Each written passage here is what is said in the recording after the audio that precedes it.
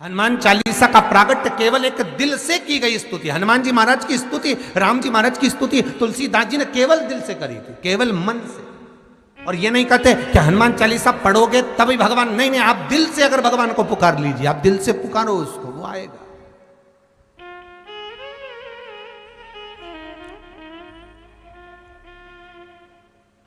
वो प्राप्त होगा हमारा और मिलेगा। उसके मिलन में देरी नहीं हो सकती महाराज, उसके मिलने में कोई चूक नहीं हो सकती, बस मन से पुकारो। भगवान शंकर गदा पर जो बैठे थे भूतेश्वर, उन्होंने कहा हनुमान एक काम करो, तुम्हारे 5 मुंह कर दो। हनुमान जी का पंचमुखी अवतार, तुम अपने 5 मुख करो। और हनुमान जी महाराज ने अपने 5 मुख कर लिए। नरसिंह का अवतार, बरहा का अवतार, ऐसे 5 मुख हनुमान जी महाराज ने करे। गरुण अवतार, हनुमान जी ने ऐसे 5 मुख बनाए, एक ऊपर, एक उत्तर, दक्षिण, पूर्व, पश्चिम के मुख बनाकर शंकर भगवान गदा पर थे, गदा सम्मुख में रखकर भगवान शिव बोले मार फूंक, और हनुमान जी ने जो फूंक मारी 5 दिए एक साथ बुझ गए। राम और लक्ष्मण सामने खड़े मिल गए, सामने खड़े।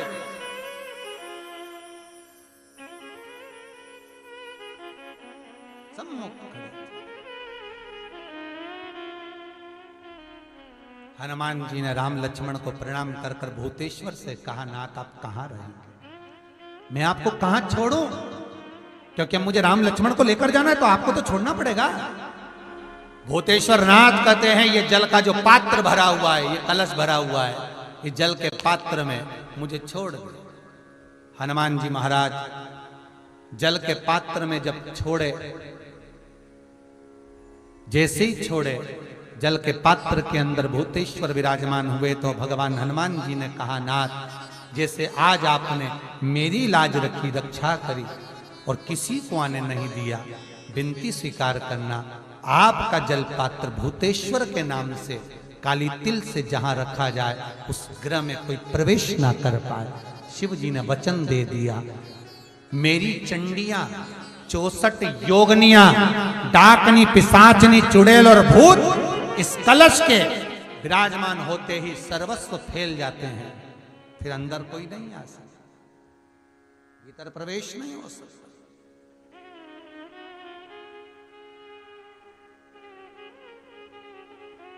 भीतर प्रवेशता नहीं।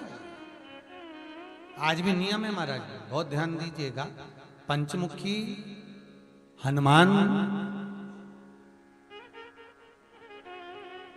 का एक स्मरण, पंचमुखी हनुमान का एक भाव। महाराज जैसे बहुत ज्यादा तकलीफ अगर व्यक्ति को हो गई है, बहुत कष्टमय जीवन चल रहा है, हार गए हर जगह से और तकलीफमय जीवन चल रहा है, तो पंचमुखी हनुमान का एक शिव महापुराण का और स्कंद पुराण का एक बड़ा सुंदर मंत्र है। उस मंत्र को आप सब एक बार हमारे साथ में बोलें। ओम नमो हनुमते रुद्र अवताराय सर्व शत्रु संहारणाय सर्व रोग हराय सर्व वशीकरणाय रामदूताय स्वाहा। बस इस मंत्र को हाथ में काली तिल लेकर, एक जौ लेकर और गूगल लेकर, थोड़ा सा उसमें गाय का घी डालकर, कंडे को या अग्नि को जलाकर इस मंत्र का 11 बार 21 बार जाप कर कर अपनी कामना कर कर छोड़ दीजिए। कैसा भी रोग हो, बीमारी हो, कष्ट हो, दुख हो, तकलीफ हो, 21 दिन के अंदर वो आनंद आना प्रारंभ कर देता है। इस मंत्र, स्कंद पुराण का, शिव महापुराण का ये मंत्र मूल पंचमुखी हनुमान सुख देंगे और सुख देंगे। और एक और चीज याद रखिए महाराज, यदि कोई काम के लिए जा रहे हो, कोई व्यापार के लिए जा रहे हो या नौकरी करने के लिए जा रहे हो और लगी नहीं रही, बहुत तकलीफ पा रहे हो, सर्विस ही नहीं लग रही, बहुत कष्टमय हो गया, तो निवेदन करूंगा 5 पीपल के पत्ते पर बेसन के 5 लड्डू घर में बने हुए गाय के घी के 5 लड्डू रख लो। उस लड्डू के बीचों बीच एक आटे का दिया और उसमें तिल्ली का तेल डालकर इसी मंत्र का प्रयोग कर कर पंचमुखी हनुमान का किसी भी हनुमान के मंदिर में जाकर, दक्षिण मुखी हनुमान के मंदिर में जाकर उसको रख कर आ जाइए। इसके बाद आप उस काम के लिए जाइए, आपका काम सफल हो जाएगा। आपको किसी को नहीं कहना पड़ेगा कि हाथ जोड़ना नहीं पड़ेंगे, किसी के पांव नहीं पड़ना पड़ेंगे, तुरंत काम होगा। बस इस मंत्र का स्मरण कर कर पंचमुखी हनुमान का भूतेश्वर जो मंत्र है वो सुख देने वाला, आनंद देने वाला। मेरे शिव की कथा कर रही है, मेरे शंकर की कथा कर रही है, शिव महापुराण कर रही है। ये 24,000 श्लोकों का जो बाबा वेद व्यास जी महाराज ने रचना करी है, ये मेरे शंकर का जो अनुमोदन कर रहा है। ये शिव महापुराण मेरे शंकर का ही शिवलिंग है, ये शिवलिंग वर्णन कर रहा है, ये शिव पुराण वर्णन कर रही है कि जो मानव की देह मिली है, ये मानव का शरीर बड़ी मुश्किल से मिला है और इस मुश्किल से मिले हुए शरीर को यूं नहीं गंवा देना है। हमारे प्राण जब निकले, क्योंकि ये कुल्हाड़ी, ये तलवार हमारे सिर पर लटकी हुई है, प्राण तो निकलना है, आज नहीं तो कल।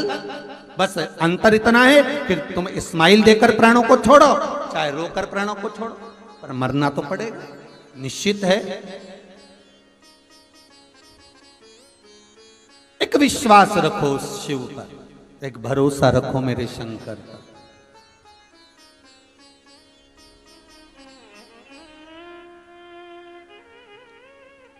और जिस समय पर विश्वास रहता है, भरोसा रहता है,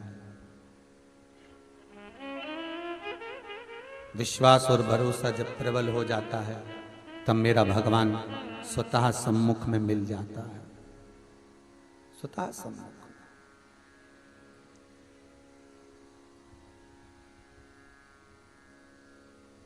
आज भगवान शिव की कथा कहती है कि देवऋषि नारद का जो अभिमान था वो भगवान विष्णु ने डिगा दिया, भगवान शिव ने डिगा दिया।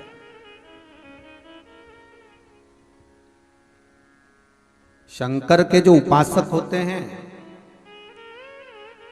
शिव का जो भजन करने वाला होता है, शंकर का जो उपासक होता है, उसके लिए शिव का जो भगत होता है, शंकर का जो उपासक होता है, वो अपने लिए कभी नहीं कहता, उसके लिए संसार कहता है।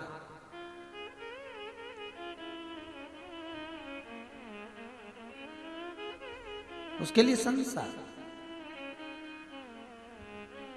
ये मेरे भारत की भूमि के संत, साधु, सन्यासी, तपस्वी, साधक, उपासक, ये भारत की भूमि के नागा साधु, ये भारत की भूमि के संत, महंत, महात्मा, शंकराचार्य, पीठाधीश, मठाधीश, महामंडलेश्वर आदि आदि जो पद हैं हमारी भारत की भूमि के, इस जननी मातृभूमि के जितने भारत की भूमि के संत हैं, साधु हैं, सन्यासी हैं, तपस्वी हैं, साधक हैं, उपासक हैं, ये अपनी मस्ती में रहते हैं। आप कुंभ के मेले में, अभी हरिद्वार का कुंभ आएगा, आप जाकर दर्शन करना, कोई नागा साधु आप बैठे अपनी चिलम लगा रहे आलमस्त होकर, उसको कोई मतलब नहीं कि कौन उनका फोटो खींच रहा है, उसको कोई मतलब नहीं कि कौन क्या कर रहा है, कौन वीडियो बना रहा है, कौन क्या कर रहा है, उसको तो अपनी मस्ती में रमा हुआ है, वो अपनी अलमस्तता में रह रहा है, वो अपनी मस्ती में अपना आनंद पा रहा है,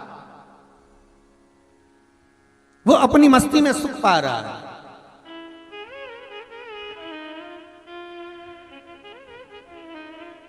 एक बाबा से पूछा उज्जैन के कुंभ में, कहाँ लगा था अपना पंडाल, बड़नागर रोड पे, बड़नागर रोड पर पंडाल लगा था, तो नागा साधुओं की टोली पास में लगी हुई थी, मिलना हुआ, तो बाबा से पूछा, बाबा घर छोड़े कितना समय हो गया? अरे घर छोड़ा बहुत समय हो गया, याद आती क्या?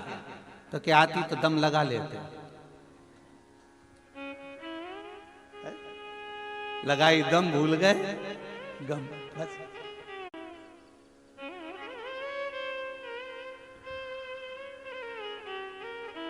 बाबा परिवार में और सब तो होंगे ना, तो होंगे बस। अब वो तो कहे आओ महाराज बैठो तुम भी दम,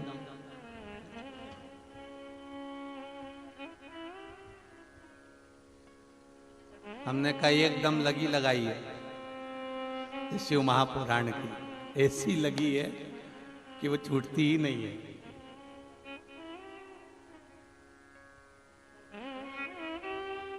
उन्होंने एक सुंदर सी लाइन सुनाई थी, वो मैं कई बार कथाओं में बोल चुका, बहुत सुंदर लाइन है महाराज, कि वो गांजा लावे गणेश जी और डोबे भैरवनाथ, वो नागा साधुओं का, डोबे भैरवनाथ और चिलम भरे माँ पार्वती जी और पीवे भोलानाथ, मन शिव रटोरे छोड़ दो कपट मन शिव रटोरे। उनके शब्द थे, जब मन में चिंता व्याप जाए, जब मन में कुछ ऐसे काम लोभ विषय वासना आसक्ति तृष्णा बहुत व्यापने लगे, तो वो नागा साधु वो संत कहते हैं कि बस उस चिंता को मिटाने के लिए जो चिता को संभालने वाला चिंतन करने योग्य जो है वो शिव, वो ओघड़दानी, वो भूतेश्वर, वो त्रिकालदर्शी, वो कैलाशी अविनाशी, बस उसका स्मरण कर लीजिए तो सारी चिंता अपने आप मिट जाती है। बस उसका भजन करो, उसका भजन करो, उसका स्मरण करो, उसका स्मरण कर लीजिए, उसका भजन कर लीजिए। और जब आप उसके भजन में डूब जाओगे, उसके स्मरण में आप जब डूब जाओगे, तो आप रूप आपको सुख का भान हो जाएगा, आप रूप आपको आनंद का भान हो जाएगा।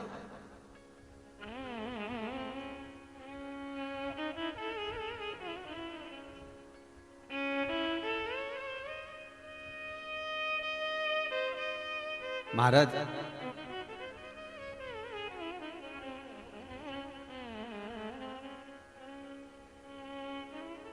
हमें सुख और दुख का भान कब होता है? जब हम संसार को अपना समझते हैं।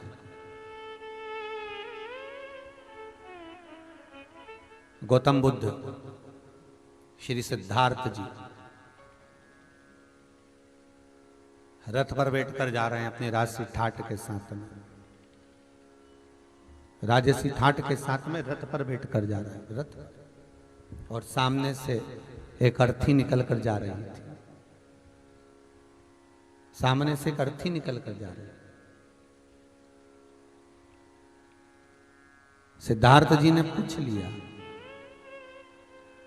सिद्धार्थ जी पूछ रहे हैं कि ये जो सामने सोकर जा रहा है, लेट कर जा रहा है,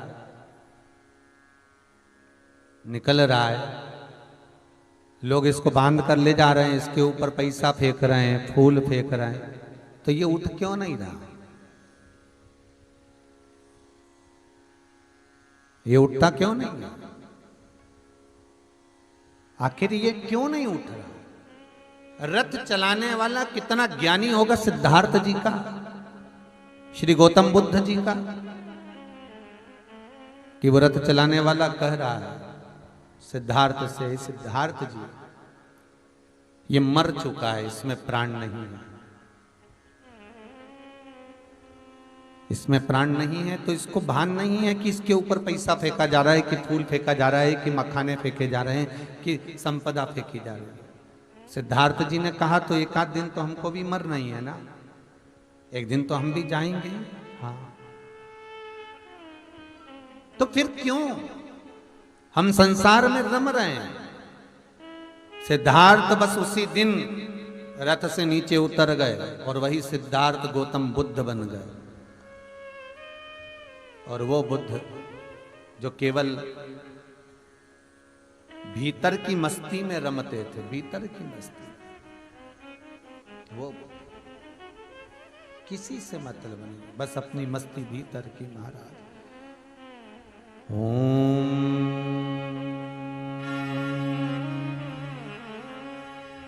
नमः शिवाय,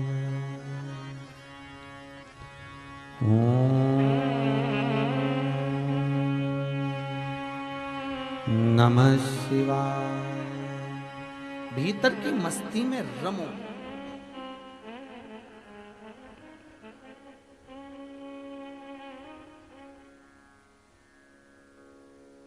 नारद जी के भीतर जो अभिमान समाया था, नारद जी के भीतर जो अहंकार समाया था, नारद जी के भीतर जो अभिमत्ता समाई थी, आज वो टूट गई। ब्रह्मा जी के भीतर जो अभिमत्ता थी वो भगवान ने तोड़ दी। अब ब्रह्मदेव को बुलाया है भगवान शंकर ने, और भगवान ने ब्रह्मदेव को बुलाकर कहा कि अब सृष्टि का संचालन करिए, सृष्टि की रचना करिए। सृष्टि की रचना करना प्रारंभ किया, और जब सृष्टि की रचना करना प्रारंभ किया, महाराज ब्रह्मदेव से कहा सृष्टि बनाओ, तो ब्रह्मा जी कहते हैं सृष्टि कैसी बनाना है वो आप बताओ। भगवान शंकर सृष्टि बनाना बता रहे हैं। भगवान शिव ने कहा अगर इस सृष्टि की रचना करना है तो एक पुरुष और एक स्त्री, इन दो को प्रकट करना पड़ेगा, और ये पुरुष और स्त्री जो प्रकट होंगे ये संपूर्ण सृष्टि का आनंद करा देंगे। ब्रह्मा जी ने कहा कैसी सृष्टि आप बता दीजिए। तो शंकर भगवान ने अपना अर्धनारीश्वर स्वरूप का दर्शन ब्रह्मदेव को दे दिया, और ब्रह्मा जी ने जब सृष्टि रचना प्रारंभ करी तो भगवान शंकर का जो स्वरूप ब्रह्मदेव ने देखा, बस उसी को देखकर ब्रह्मा जी ने सृष्टि की रचना करना प्रारंभ कर दी, और पुरुष और स्त्री इन दोनों को मिलाकर एक मनुष्य बना दिया।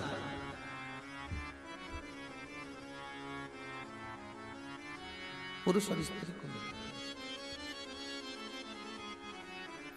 शंकर भगवान ने अर्धनारीश्वर स्वरूप का जो दर्शन कराया है, शंकर ने अर्धनारीश्वर स्वरूप का जो दर्शन दिया है वो इसलिए दिया था कि पुरुष बनाना और स्त्री बनाना।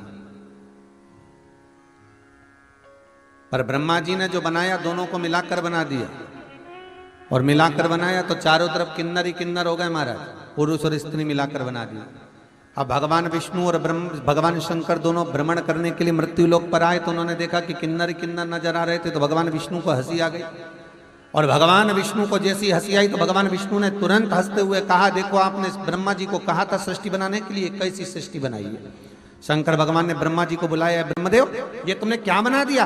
ब्रह्मा जी बोले आप ही ने तो बोला था कि पुरुष और स्त्री बनाना है, आप ही ने अर्धनारीश्वर स्वरूप का दर्शन दिया था, इसलिए मैंने बना दिया। भगवान शंकर ने कहा ब्रह्मदेव हमने कहा था आधे पुरुष बनाना आधी स्त्री बनाना, मतलब दो पुरुष बनाओ तो दो स्त्री बनाओ, एक पुरुष बनाओ तो एक स्त्री बनाओ, पर तुमने तो दोनों को मिलाकर बना दिया। ब्रह्मा जी बोले गलती हो गई।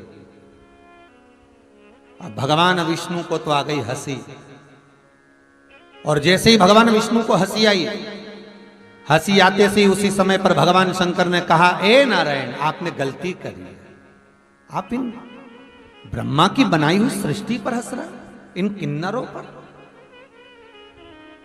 गलती है आप।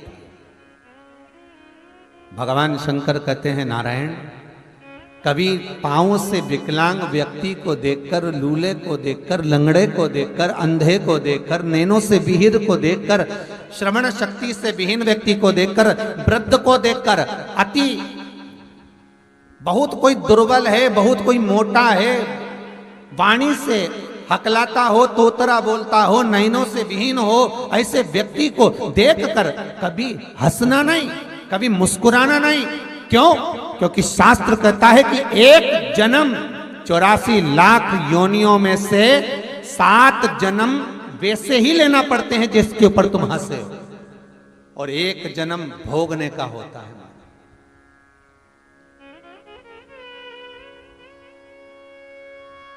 भगवान शिव कहते हैं अगर नारायण मैंने अगर इस सृष्टि की रचना को गड़बड़ कर दिया तो आने वाले समय में ये कोई कर नहीं पाएगा, इसीलिए नारायण तुम इस ब्रह्मदेव की बनाई हुई सृष्टि पर हंसे हो, एक बार पृथ्वी पर जाकर हे नारायण तुमको भी किन्नर बनना पड़ेगा।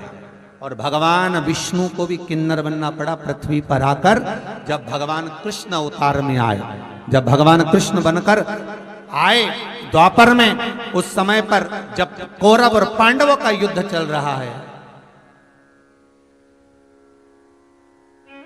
और कुरुक्षेत्र की भूमि पर, कुरुक्षेत्र की उस धरा पर चंडी देवी को प्रसन्न करने के लिए कौरव और पांडवों में से किसी एक की बलि देने की बारी आ गई।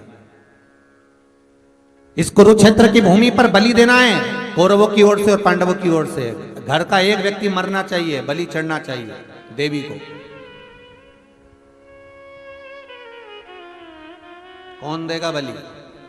कौरव तो बड़े खुश हो गए, हम तो 100 भाई, एक आध मर भी गया तो 99 बचेंगे, पांडवों में से एक चले गया तो 4 ही बचेंगे। करा क्या जाए। भगवान कृष्ण की नींद उड़ गई और भगवान कृष्ण ने अर्जुन को बुलाकर कहा, अर्जुन इधर आ, याद कर तू द्रौपदी को लेकर आया था, विवाह कर कर तेरी माता ने कहा था कि पांचों बांट लो। तो तूने द्रौपदी से कहा था, मेरी माता ने कहा है कि तुम्हें 5 पतियों की पत्नी बनना पड़ेगी। द्रौपदी कहती है मैं 5 पतियों की पत्नी बनने को तैयार हूं, पर शर्त एक रहेगी कि 5 पतियों की पत्नी तो बनूंगी, पर 1 वर्ष तक, 1 वर्ष तक 1 पति के साथ में रहूंगी। और यदि उस पति के कक्ष में दूसरा कोई पति आ गया तो उसको 5 वर्ष के लिए बन जाना पड़ेगा। यदि आपको मंजूर हो तो मैं पत्नी बनने को तैयार हूं।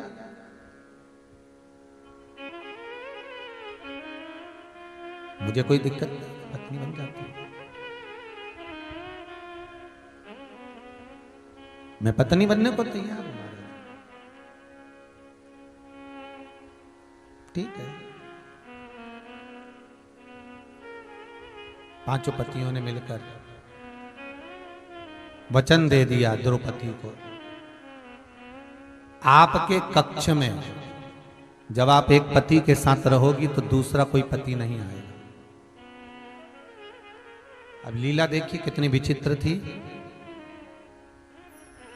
भीम के कक्ष में द्रौपदी है और एक ब्राह्मण के बच्चे को शेर उठाकर ले गया।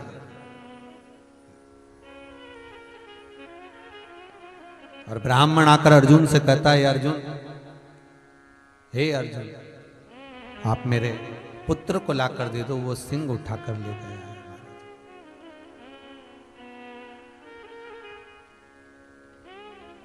मेरे पुत्र को ला दीजिए।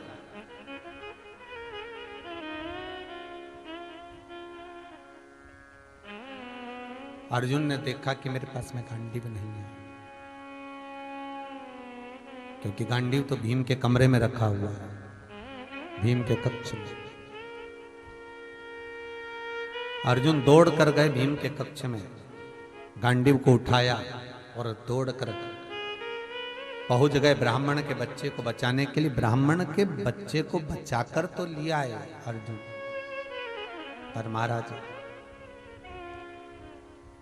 द्रौपदी ने कह दिया आप 5 वर्ष के लिए वन चले जाइए।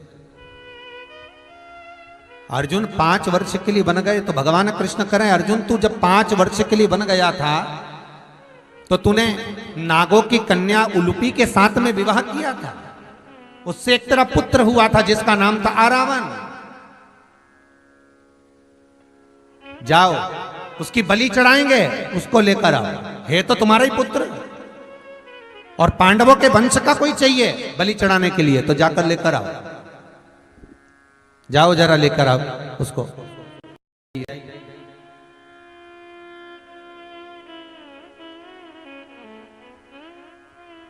अर्जुन गए, आरावन को लेकर आए। आरावन कहता पिताजी चिंता मत करना, एक एक कौरवों को काट काट कर मार दूंगा, तुम चिंता क्यों करते हो, मैं हूं पिताजी, क्या चिंता करना। भगवान कृष्ण आए आरावन के पास, आरावन हमें तुमसे युद्ध नहीं लड़वाना, आरावन हमें तुमसे युद्ध नहीं करवाना, हमें आपसे युद्ध नहीं लड़वाना है महाराज।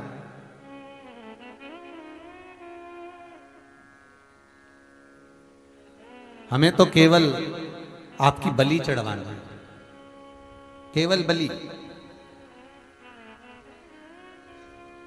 ठीक है, पर आरावन कहता है कि दादा मैं बलि चढ़ने को तैयार हूं, मना नहीं है वो, पर दिक्कत इतनी सी है, शास्त्र कहता है कि अगर कोई कुंवारी अवस्था में मर जाता है तो ना तो उसका तर्पण होता है, ना उसकी तिलांजलि होती है, ना उसका ब्राह्मण भोज लगता है, ना उसको पिंड मिल पाता है, ना गया का श्राद्ध, ना ब्रह्म कपाली।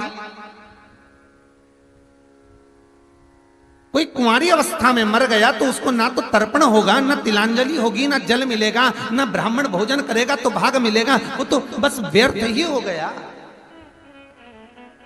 और यदि मैं आज कुंवारा मर गया तो मुझे भी कोई जल का भाग नहीं मिलना, कोई तर्पण भी करेगा तो पानी नहीं मिलना है, अगर कोई मुझे भोजन भी देगा तो भोजन नहीं मिलना है, आज मुझे कुछ प्राप्त होगा ही नहीं।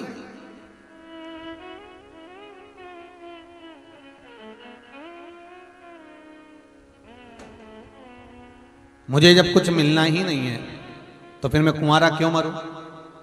मेरा आप सबसे निवेदन है, जितने टीवी चैनल के माध्यम से कथा सुन रहे हैं, जितने मोबाइल पर कथा सुन रहे हैं, सबसे निवेदन है, प्रयास करिएगा जिंदगी में एक बार।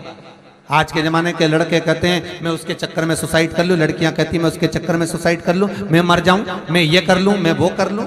मरना बहुत सरल है, मरो मरो सब कोई कहे मर के, मरने का फैशन ही चल रहा है, मरो, मना कौन कर रहा है? पर मरना पर ये सोच लेना शिव महापुराण का चरित्र कि कुंवारी अवस्था में अगर मर गए तो प्रेत की योनि में भटकते रहोगे, ना जल मिलेगा, ना तर्पण मिलेगा, ना पिंड मिलेगा, ना गया का श्राद्ध, ना ब्रह्म कपाली, और तुम्हारे माता पिता तुम्हारे लिए कितना भी ब्राह्मण का भोजन करा लें तो भी वो भाग तुम्हें प्राप्त होने वाला नहीं है। अब जाओ निपटो, उसका कोई सुख नहीं है, उसका कोई आनंद नहीं है, वो तुम्हें प्राप्त नहीं होने वाला महाराज, उसका कोई फल तुम्हें मिलने वाला नहीं है। इसलिए निवेदन है। तो आरावण कहते हैं कि मैं अगर कुंवारी अवस्था में मर गया तो मुझे कुछ प्राप्त होगा ही नहीं, मुझे कुछ मिलेगा ही नहीं।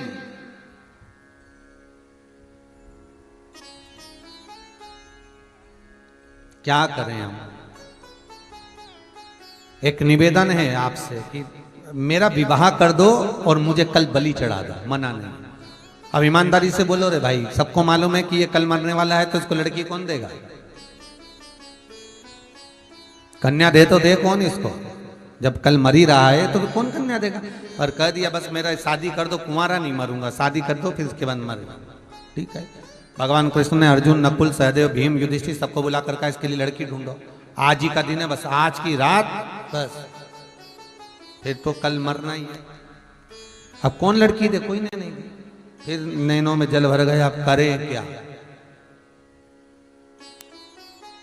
भगवान कृष्ण ने मन में सोचा अब कोई कन्या नहीं मिल रही, रात्रि का समय हो गया, मध्य रात्रि होने वाली है, केवल आज की ही रात बाकी है। और भगवान कृष्ण को याद आ गया कि शंकर भगवान ने कहा था कि तुम इन ब्रह्मा की बनाई हुई सृष्टि पर किन्नरों पर हंसे हो, इसलिए मृत्यु लोक में जाकर तुम्हें किन्नर बनना पड़ेगा। भगवान कृष्ण समझ गए कि आज मुझे इस आरावण के लिए इसकी पत्नी बनना पड़ेगा, तो भगवान कृष्ण ने किन्नर का रूप रख लिया और किन्नर का रूप रखकर आरावण से शादी कर ली भगवान कृष्ण। आरावण से विवाह करा और विवाह करने के बाद रात्रि के समय पर विवाह करा, सुबह भगवान कृष्ण के सम्मुख में वो आरावण का सम्मुख में बलि चढ़ गई, भगवान के नैनों से जल बह निकला। इसलिए आज भी किन्नरों का एक रात्रि का विवाह होता है, एक घड़े के साथ आरावण के साथ होता है आज भी। इसलिए किन्नर गले में मंगलसूत्र पहनते हैं, मांगों में सिंदूर डालते हैं, पांव में बिछुड़ी पहनते हैं, हाथों में चूड़ियां पहनते हैं। इसलिए किन्नरों की दुआ और बद्दुआ दोनों लगती है। क्यों? क्योंकि उनका जो पति होता है एक कलश, कलश नहीं, वो आरावण है। इसलिए हमारे यहाँ शुभ शकुन में, अच्छे कार्य में हम किन्नरों को बुलाते हैं, कुछ नेक जोक देते हैं, उनको विदा कर देते हैं।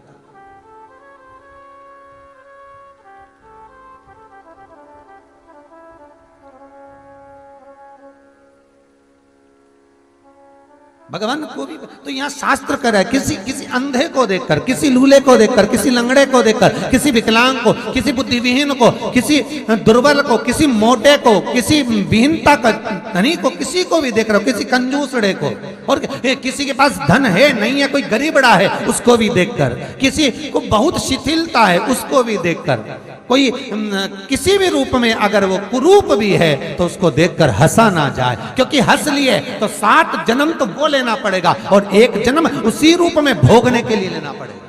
84 लाख योनियों में ये योनियां भी बढ़ जाती है मनुष्य की, इस रूप में हमें जन्म लेना।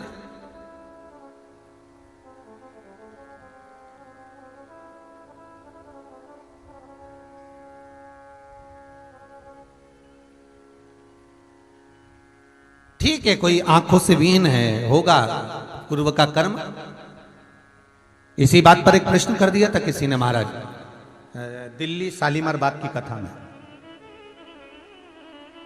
जब तुल्ली परिवार कथा कराए तो उसमें एक प्रश्न आया था शालीमार बाग की कथा में कि महाराज जी, सूरदास जी ने कौन सा ऐसा पाप कर्म कर दिया था जो सूरदास जी की आंखें चली गई। देखिए प्रश्न बड़ा विचित्र, जो भगवान कृष्ण की इतनी भक्ति करते हैं सूरदास, भगवान कृष्ण की अविरल भक्ति में डूबे हुए हैं, जिन्होंने इतने सुंदर पदों को गाया और भगवान कृष्ण उनके सम्मुख में प्रकट हो जाते हैं, ऐसे सूरदास ने क्या कर दिया था। तो शास्त्र कहता है ये सूरदास कौन है, तो कहा ये उद्धव जी हैं। उद्धव भांडिर वन में बिना पूछे बिना जाने प्रवेश कर गए, और भांडिर वन में राधा जी की अष्ट सखियों में से एक सखी ललिता जी पहरा देती थी। ललिता जी ने कह दिया, रे आंखों से अंधा हो गया क्या, मुझसे पूछना था, बात करना थी, फिर प्रवेश करना था।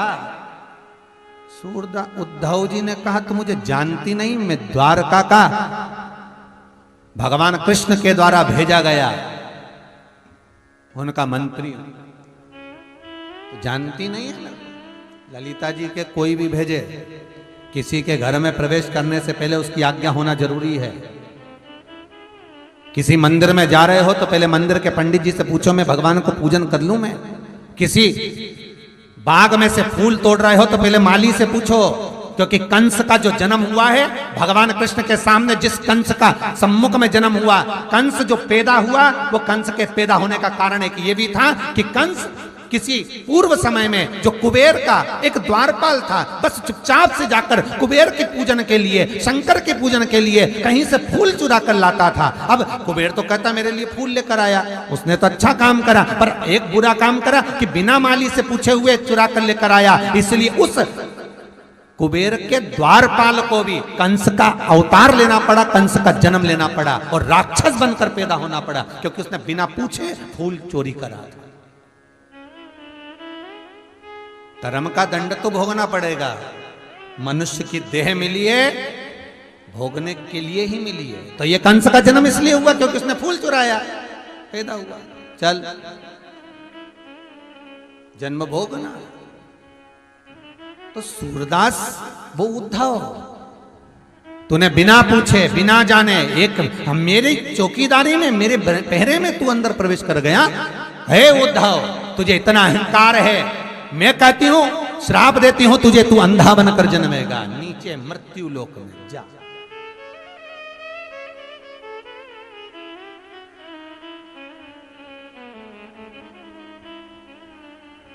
अंधा बनकर जन्मेगा। सूरदास जी को जैसे उद्धव जी को कहा तो उद्धव जी ने तुरंत कहा कि तुमने मुझे श्राप दिया है। ए ललिता जी, मैं भी आपको श्राप देता हूं कि इस सूरदास के लिए आपको एक जन्म मृत्यु लोक में लेना पड़ेगा, और मैं इस ब्रज रज में कृष्ण के लिए आया हूं। जब तक आप मुझे मिलोगी नहीं तब तक मुझे भी कृष्ण मिलेगा नहीं, इसलिए मृत्यु लोक में एक जन्म तुम्हें और लेना पड़ेगा। और हुआ कब? जब अकबर की धर्मपत्नी जोधाबाई स्नान करने के लिए सरोवर पर गई तो इसको एक लड़की पानी में डूबती हुई दिखी। जोधाबाई तैरना बहुत अच्छा जानती थी, सुंदर भी बहुत थी। जोधाबाई कूद गई उस सरोवर में, और जोधाबाई कूदी और तुरंत उस कन्या को बचाकर लेकर आई। जोधाबाई ने पूछा, बेटा तुम कौन, तुम्हारा नाम क्या है? कन्या कहती, मुझे मालूम नहीं। क्या नाम है तुम्हारा? मैं जानती नहीं। कहाँ की रहने वाली हो? पता नहीं। जोधाबाई को लगा इसका कोई नहीं तो ये मेरी बेटी बनकर रहेगी। जोधाबाई ले गई अपने महल में, उसको छुपा कर रख दिया, किसी को बताना नहीं है बेटा, किसी से मिलना नहीं, तू चुपचाप रहना हो। कन्या रोज श्रृंगार करती, शाम के समय छत पे जाकर खड़ी हो जाती। एक दिन जोधाबाई ने पूछ लिया, बेटी तुम बाहर जाकर छत पे खड़ी होती हो बड़ा सुंदर रूप रखकर, रोज शाम को छत पर क्यों जाती हो? कन्या कहती है, माँ इस समय पर मेरे प्रीतम के आने का समय है, वो गैया चरा कर आता है शाम के समय। जोधाबाई समझ नहीं पाई, इतना सुंदर श्रृंगार कन्या करती थी। तो जोधाबाई ने एक बार कहा, कितना सुंदर श्रृंगार तुम करती हो तुम्हारा, एक बार मेरा भी कर दो ना, क्योंकि मैं बूढ़ी हो गई। और मैं बूढ़ी हो गई तो अकबर नई नई रानियों को देखता है, मेरी जैसी बूढ़ी को नहीं देखता। मां इतनी सी बात कर दूंगी। आज जोधाबाई का श्रृंगार उस कन्या ने कर दिया, इतना सुंदर श्रृंगार उस कन्या ने करा। और जोधाबाई सजकर जब राजा के महल के सामने से निकली तो अकबर ने द्वारपालों को कहा, जाकर पता करो कौन सी राजकुमारी निकल कर गई इतनी सुंदर, जाओ जरा मालूम करो, देखो जरा इतनी सुंदर कौन गई। द्वारपाल जोधाबाई को लेकर आए, जोधा तू बूढ़ी होकर इतनी सुंदर कब हो गई, जवान सी युवान सी इतनी सुंदर कैसे हो गई। जोधाबाई बोली, बस मैंने श्रृंगार करा। तो तेरा श्रृंगार किसने करा? बस मैंने, तू नहीं कर सकती जोधा, सत्य बता तेरा श्रृंगार किसने करा है? जिसने इतना सुंदर श्रृंगार करा कि बूढ़ी को जवान कर दिया, वो कितनी सुंदर होगी। अकबर ने कहा, अब तो वो मेरी रानी बनेगी। कहां है वो? किसने श्रृंगार करा तेरा, बता। जोधाबाई छुपा छुपा कर रह गई। अंत में अकबर नहीं माना, जोधाबाई के कक्ष में चला गया। जिस कक्ष में जोधाबाई के गया, कन्या निकलकर छत पर जा रही थी, अकबर का आगमन होता है। और उस कन्या का इतना सुंदर स्वरूप था कि अकबर उसको अपना बनाने के लिए हाथ पकड़ता है। पकड़ते से ही अकबर के शरीर में लकवा लग जाता है और अकबर मूर्छा खाकर जमीन पर गिर जाता है। पूरा शरीर कांपने लगा, पांव हाथ लकवा लग गया, शरीर स्थिर नहीं, हिल रहा है, गिर गया, पड़ा है। सारे वेद डॉक्टरों को बुला गया, अकबर ठीक नहीं हुआ।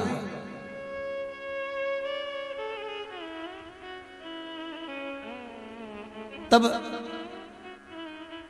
किसी ने आकर कहा, वृंदावन में ब्रजरज में एक अंधा बाबा रहता है। अच्छा, हाँ, वो भजन से इलाज कर देता है। ऐसा कहीं होता है? हाँ, बुलाओ उसको। जोधाबाई ने कहा, बुलाओ सूरदास को। सूरदास जी को बुलाया गया। सूरदास जी ने हाथ पकड़कर अकबर को देखा तो ये तो थर थर कांप रहा है, इसको तो लकवा लग गया। पर ये तो बताओ कि इसको लकवा लगा कहां गया था? छत पे सो रहा था, कहां गया, कहां था? कहीं ठंडी में पड़ गया, कहीं कुछ ताप पड़ गया, हुआ क्या इसको? ये तो बताओ। कुछ भी नहीं हुआ। एक कन्या का हाथ पकड़ लिया। ओ, कन्या का हाथ पकड़ा तो ये गति हो गई। सूरदास जी बोले, उस कन्या का हाथ एक बार मैं भी पकड़ूंगा। इतने में तो जोधाबाई बोली, वो कन्या जहां से निकलती है पूरा मोहल्ला खाली हो जाता है। उसका केवल स्पर्श अकबर ने करा तो अकबर का ये हाल हो गया, और किसी से को छू ले तो उसका क्या हाल होगा?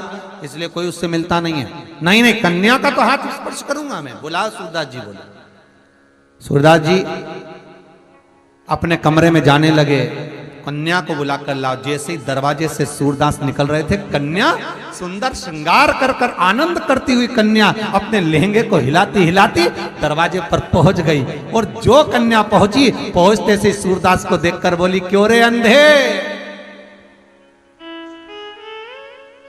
सूरदास जी को आवाज समझ में आ गई। सूरदास जी बोले, ललिता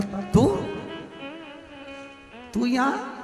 सूरदास जी बोले, ललिता तुम?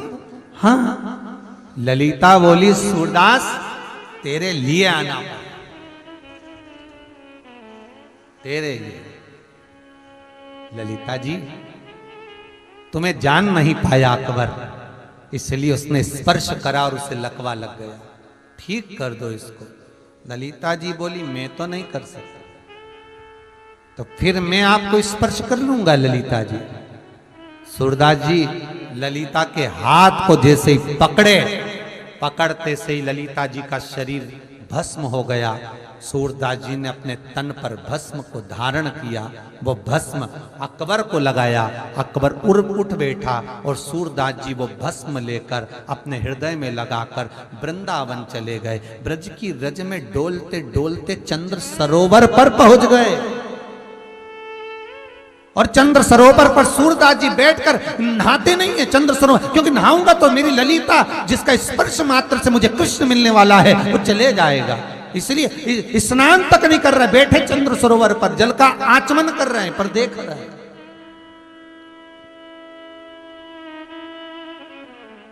इतनी भक्ति सूरदास के भीतर आ गई कि कृष्ण को चंद्र सरोवर पर आकर दर्शन देना पड़ा सूरदास जी को।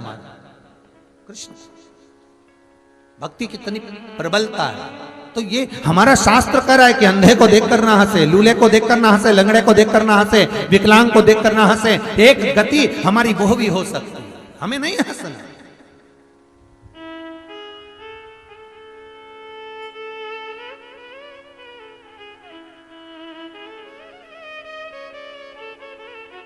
देखो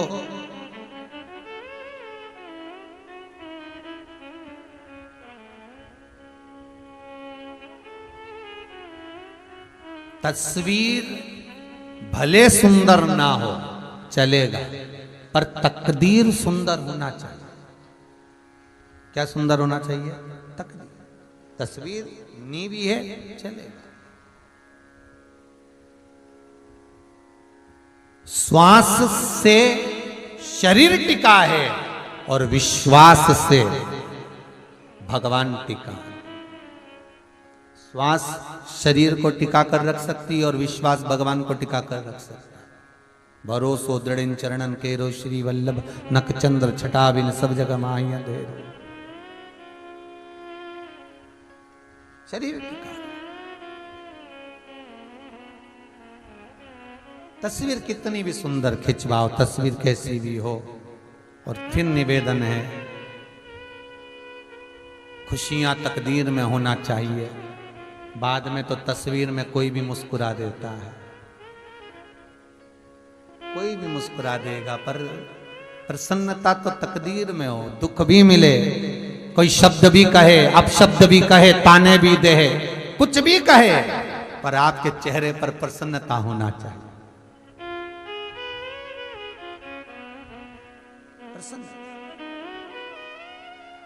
और शंकर के भगत हो आप।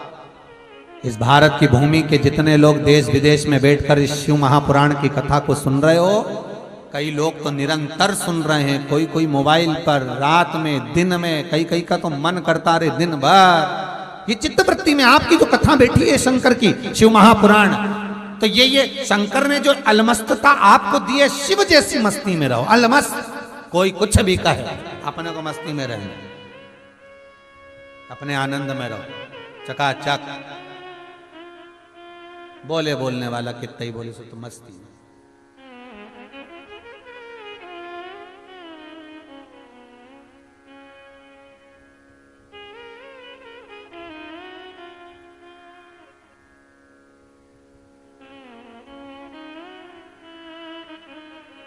महाराज, जब जीवन में दुख भी आए और व्यक्ति के चेहरे पर प्रसन्नता होती है, तो भगवान कहता है कि ये मेरा जीव है, ये मेरा अपना है।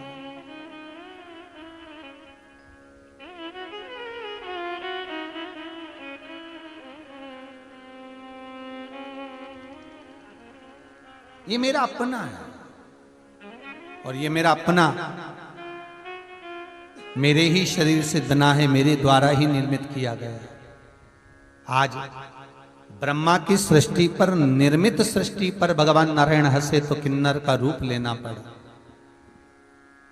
किन्नर भगवान को बनना पड़ा। फिर ब्रह्मदेव से कहा आप पुरुष अलग बनाओ, स्त्री अलग बनाओ। फिर ब्रह्मा जी ने एक जंगा से मनु, दूसरी जंगा से शत्रुपा को उत्पन्न किया। शंकर भगवान ने जो अर्धनारीश्वर स्वरूप का दर्शन दिया था, इसलिए हमारे यहाँ शिव महापुराण की कथा कहती है कि घर के अंदर अर्धनारीश्वर भगवान का फोटो नहीं होता। अर्धनारीश्वर भगवान का चित्र का अगर दर्शन करना है तो वो मंदिर में लगे तो अच्छा रहेगा। मंदिर में हो, आश्रम में हो, कहीं तीर्थ में हो, चल जाएगा, पर घर के अंदर अर्धनारीश्वर स्वरूप का दर्शन नहीं होगा। अर्धनारीश्वर स्वरूप का दर्शन घर के भीतर नहीं।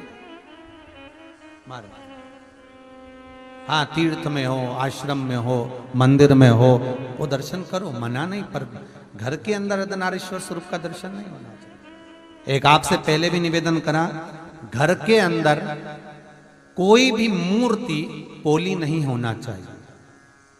कोई भी मूर्ति हमारे घर में पोली ना हो। मूर्ति अगर घर के अंदर पोली होती है तो आप घर में 10 लोग भी कमा रहे हैं तो भी घर में पैसा टिकता नहीं है। 1 रुपए कमाओगे 1.25 रुपए खर्च चलेगा, पैसा हाथ में दिखेगा नहीं।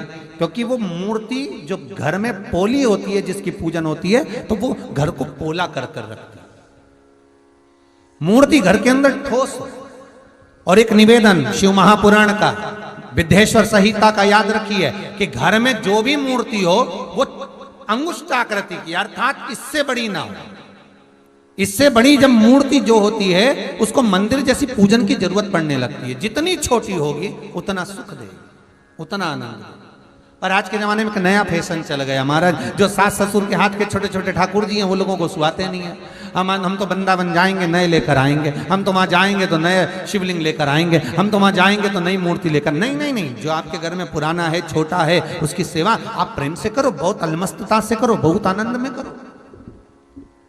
वो आपको सुख देगा, वो आपको आनंद देगा। छोटी हो पर मन मोटा होना चाहिए। तेरी पूजन को भगवान बना मन मंदिर हाली, मन बढ़ाओ।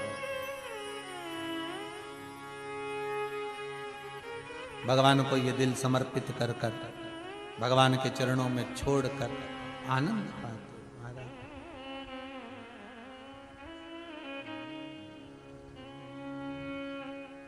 तूने ऐसा डमरू बजाया, तूने ऐसा डमरू बजाया, मेरा मन हर लिया। ओ भोलेनाथ मेरा मन हर लिया, ओ भोलेनाथ दिल तुझको दिया। ओ भोलेनाथ दिल तुझको दिया, ओ भोलेनाथ दिल तुझको दिया। ओ भोलेनाथ दिल तुझको दिया, ओ भोलेनाथ ये क्या कर दिया। ओ भोलेनाथ ये क्या कर दिया, ओ भोलेनाथ। ओहो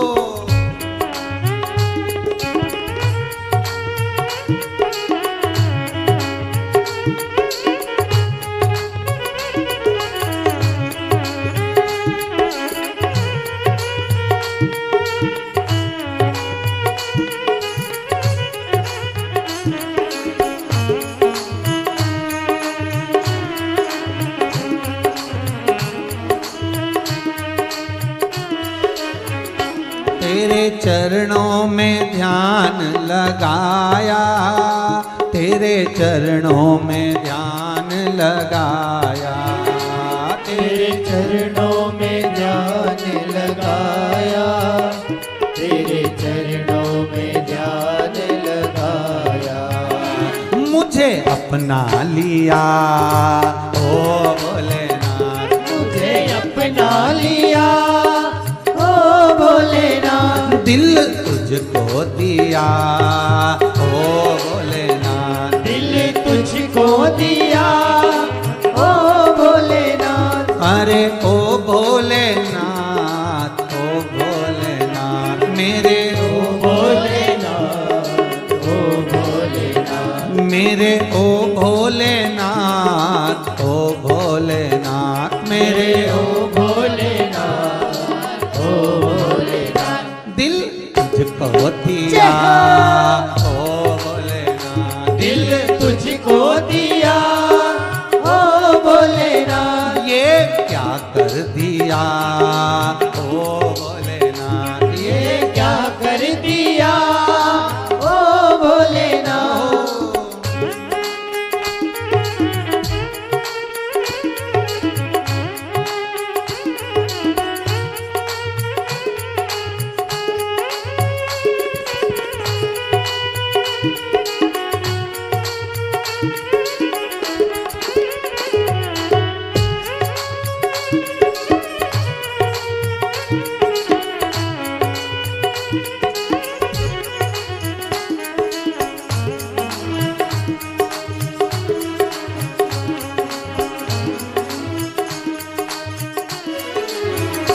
मैं तो बैठी थी गंगा किनारे, मैं तो बैठी थी गंगा किनारे, मैं तो बैठी थी गंगा किनारे, मैं तो बैठी थी गंगा किनारे, मैं तो बैठी थी गंगा किनारे, मैं तो बैठी थी गंगा किनारे, मैं तो बैठी थी गंगा किनारे, मैं तो बैठी थी गंगा किनारे।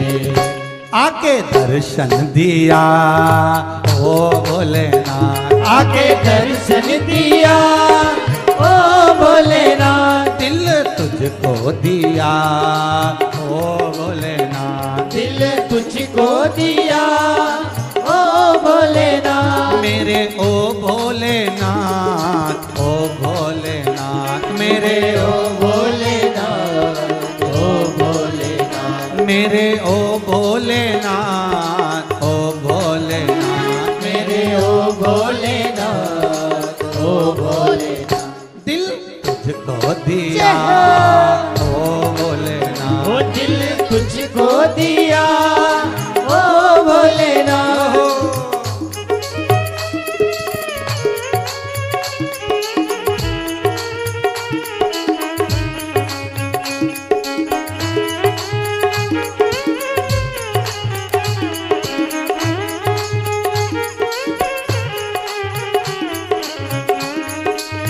बैठे हो काशी नगरिया, तुम तो बैठे हो काशी नगरिया, तुम तो बैठे हो काशी नगरिया, तुम तो बैठे हो काशी नगरिया, तुम तो बैठे हो काशी नगरिया, तुम तो बैठे हो काशी नगरिया, मैं भी आ ही गया ओ भोलेनाथ, मैं भी आ ही गया ओ भोलेनाथ, मैं भी आ ही गया ओ भोलेनाथ, मैं भी आ ही गया ओ भोलेनाथ, दिल तुझको दिया ओ भोलेनाथ, दिल तुझको दिया ओ भोलेनाथ, मेरे ओ भोलेनाथ, ओ भोलेनाथ, मेरे ओ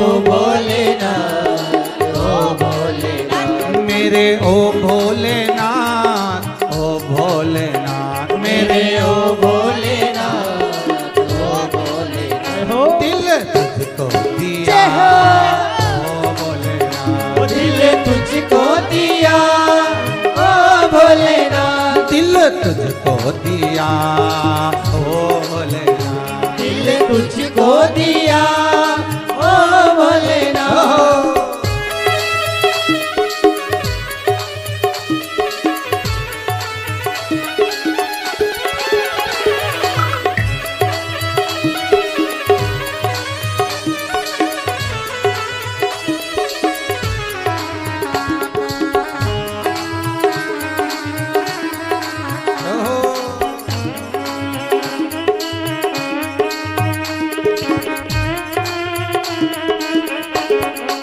हर भोले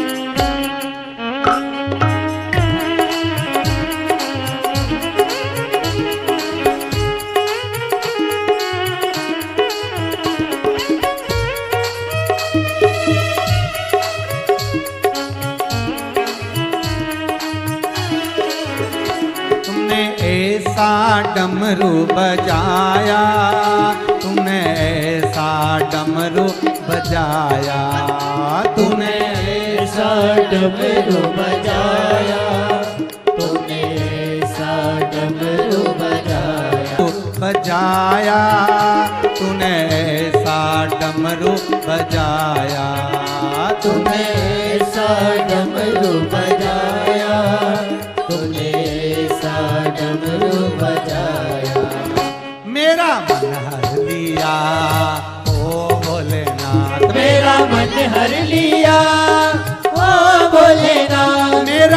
हर लिया ओ भोलेनाथ। मेरा मन हर लिया ओ भोलेनाथ। दिल तुझको दिया ओ भोलेनाथ। दिल तुझको दिया ओ भोलेनाथ। ये क्या कर दिया ओ भोलेनाथ। ये क्या कर दिया ओ भोलेनाथ। ये क्या कर दिया ओ भोलेनाथ। ये क्या कर दिया ओ भोलेनाथ। मेरे ओ भोलेनाथ ओ भोलेनाथ। मेरे ओ भोलेनाथ ओ भोलेनाथ। मेरे ओ भोलेनाथ ओ भोलेनाथ। मेरे ओ भोलेनाथ ओ भोलेनाथ। दिल तुझको दिया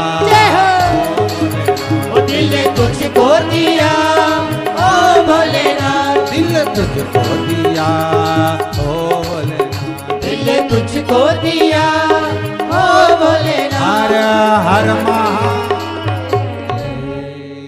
हर। भगवान शिव के चरणारविंद की रज का सुख ही मनु और शत्रुपा प्रकट हुए। ब्रह्मा जी की जंघा से मनु और शत्रुपा का प्रागट्य हुआ और मनु और शत्रुपा को प्रकट कर कर भगवान सृष्टि की लीला को बढ़ाए। हृदय से दक्ष को प्रकट करा है ब्रह्मदेव ने।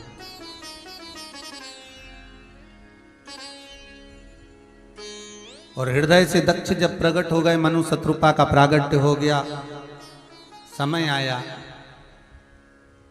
उत्तानपात प्रियवत कन्या देहूति प्रसूति आकुति का प्रागट्य, उनका मंगल विवाह। उसमें एक चरित्र है माता प्रसूति का जो दक्ष के साथ दिया।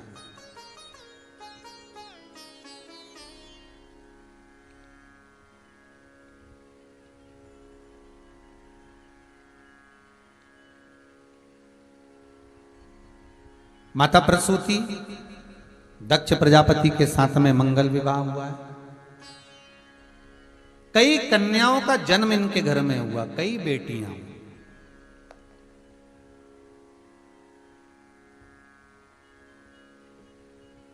बहुत ध्यान देना, 3 के भाग्य का धन हर व्यक्ति को मिलता है। पहला बेटी के भाग्य का, दूसरा गौमाता के भाग्य का, तीसरा संत ब्राह्मण के भाग्य का। इनके भाग्य का कभी नहीं घट सकता।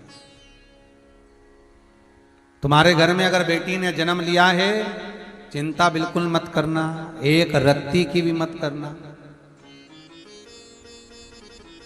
गुरुजी कैसे होगा, कहाँ लड़का मिलेगा, कहाँ ब्याह होगा, कैसा होगा, लड़की के लिए हम अच्छा घर देख रहे हैं, भाग्य कैसा। तुम खूब अच्छा देखो, पर जो ललाट में लिखा है उसे कोई टाल सका है? एक सेठ जी से एक सेठानी रोज कहती थी, तुम दुनिया भर में इतने भंडारे चलाते, खूब दान करते, पुण्य करते, सत्कर्म करते, तुम्हारी लड़की खुद दुखी, उसको क्यों नहीं कुछ दे देते? सेठ जी बोले, नहीं देना मेरी मर्जी। अरे तुम्हारे बराबर का कोई कंजूस बाप नहीं मिलेगा ऐसा जो बेटी को जरा सा कुछ नहीं दे। नहीं दे सकता, क्यों नहीं दो? उसकी किस्मत में ही नहीं लिखा तो काहे को दो? पत्नी बोली, तुम क्या क्या ज्योतिषाचार्य हो, किसी की किस्मत बता दोगे? आता जाता कछु नहीं। और क्या नहीं, तुमने क्या देख लिया मेरी बेटी में जो उसका भाग्य में नहीं है? बस नहीं है उसके भाग्य में तो नहीं देना, नहीं दूंगा। अब तो तुम नहीं दोगे तो क्या हुआ? क्या मैं नहीं दे सकती? दे दे, तू दे। और आज माँ ने अपने बेटी को फोन कर कर कह दिया, सूचना दे दी कि बेटी तू आ भोजन करने। मम्मी मैं तो समय नहीं है, तुम्हारे दामाद को भेज दूंगी। दामाद को भेज दे। और माँ ने क्या करा, तिल्ली के लड्डू बनवाए संक्रांति पे, और लड्डू बना के उसमें सोने के सिक्के फंसा दिए लड्डू के अंदर, और वो डब्बा दे दिया दामाद को खाना खिला के कि बेटा ये बेटी को दे देना, वो उसको दे दे। दामाद चला तो उसके मन में आया रास्ते में कि बच्चों की ट्यूशन की फीस और स्कूल की फीस जमा करना, पैसा है नहीं, लड्डू खाएंगे बाद में भ्रष्टा में जाएगा, क्या मतलब, एक काम करता हूँ लड्डू हलवाई के यहाँ भेज जाता। 500 रुपये में डब्बा भेज गया वो मिठाई का, 500 रुपये ले गया। उधर से सेठ जी आ रहे थे कहीं दूसरे गांव से, तो सेठ जी ने विचार करा कि आज मेरी पत्नी का जन्मदिन है, उसको लड्डू बहुत अच्छे लगते तिल्ली के, क्यों ना बाजार से खरीद के ले जाऊं। हलवाई के यहाँ गए, लड्डू दे दो, ताजे ताजे देना, लो ये डब्बा पकड़ो। 700 रुपये लड्डू के ले लिए, वो डब्बा वापिस लेकर चले गए। पत्नी को जैसे ही लड्डू खिलाए तो उसमें सोने की गिन्नी निकली। पत्नी बोली तुम्हें लड्डू कहाँ से मिले? तो क्या हलवाई की दुकान से। तो क्या इसमें सोने की गिन्नी आए? फोड़ के देखे। पत्नी माथा ठोक कर बोली तुम बिल्कुल सत्य कह रहे थे कि भाग्य में होता तो अच्छा घर देखकर लड़की ब्याही थी, अच्छा परिवार देखकर बेटी ब्याही थी, सारा सुख देखकर बेटी ब्याही थी। ऐसा कोई ठाट बाट नहीं देखा बेटी की विदाई में, ब्याह में, कि जो उसका सुख नहीं हो। ढेरों जमीन, बंगला, गाड़ी, संपदा सब था, पर भाग्य में लिखा होगा सुख तो सुख भोगोगे, और भाग्य में लिखा होगा दुख तो दुनिया भर का लोग कितना भी सुख दे देगा तो भी सुख नहीं भोगोगे, तो भी सुख नहीं भोग पाए। संत श्री गुरुदेव नानक जी महाराज जी से उनके शिष्य ने कहा, गुरु नानक देव जी से कहा, गुरुवर आप कहते हो कि हर दाने दाने पर खाने वाले का नाम लिखा है। हाँ बिल्कुल लिखा है। बताओ ये मक्का जो पड़ी हुई है, इस मक्का में किस किस का नाम लिखा है? नानक जी बोले मेरी परीक्षा ले रहा है तू? नहीं बताओ तो सर, आप ही कहते हो हर दाने पर खाने वाले का नाम लिखा है। तो ये एक मक्का है, इस पे किसका नाम है? तो नानक देव जी बोले इस पे एक मुर्गी का नाम है। अच्छा, और नानक जी के सामने ही वो दाना चेला खा गया। लो हमने तो तुम्हारा नियम पलट दिया, तुम बोल रहे थे मुर्गी का दाना है, हम खा गए। अब नानक देव जी बोले अब खा गए तो क्या हुआ? जैसे ये खाया दाना अटक गया। अब वो मक्का का एक दाना जो गले में अटका तो ये खौं खौं करे। अब नानक देव जी से पास में एक और चेला खड़ा था, गुरुजी ना जाने का अटक गया। नानक जी बोले और दूसरे का खा,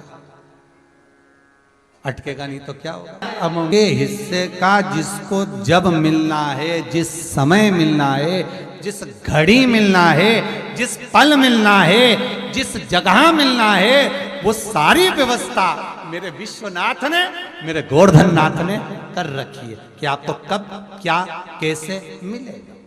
बस थोड़ा सा सबरी बनो। क्या बनना है? जम के तो बोलो सबरी, मतलब सबरी जैसे बन जाओ, मतलब सब्र धारण करो सबरी जैसे।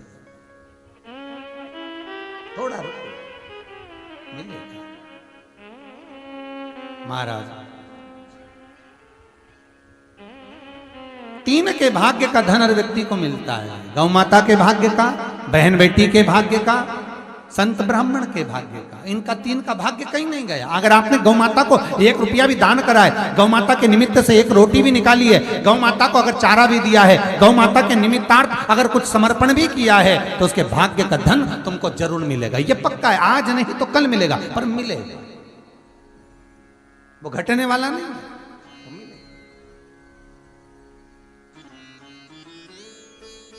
महाराज बहन बेटी के भाग्य का कहीं नहीं जाता, वो मिलता है।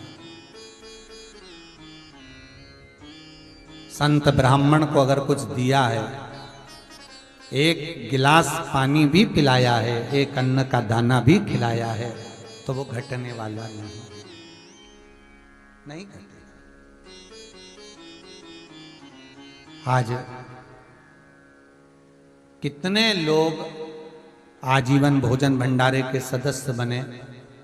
भले आपने एक बार 21,000 रुपया सहयोग राशि जमा कर कर जीवन पर्यांत आपके बच्चे आपका श्राद्ध करें ना करें, आपके बच्चे आपके जन्मदिन पर भोजन कराएं ना कराएं, आपके बच्चे आपके जाने के बाद में भोज करें ना करें, पर आपने अपने हाथों से जो देकर आजीवन भोजन भंडारे के सदस्य बन गए, तो ये जिंदगी पर्यांत चलना है। जिंदगी पर्यांत रहो ना रहो, जब सियोर में आओगे, कुबेरेश्वर महादेव का मंदिर, मुरली मनोहर मंदिर, गौशाला, वृद्धाश्रम पर जब पहुंचोगे तो पत्थर पर आपका नाम लिखा रहेगा, तारीख लिखी रहेगी, दिन लिखा रहेगा कि इस तारीख को भोजन होना है।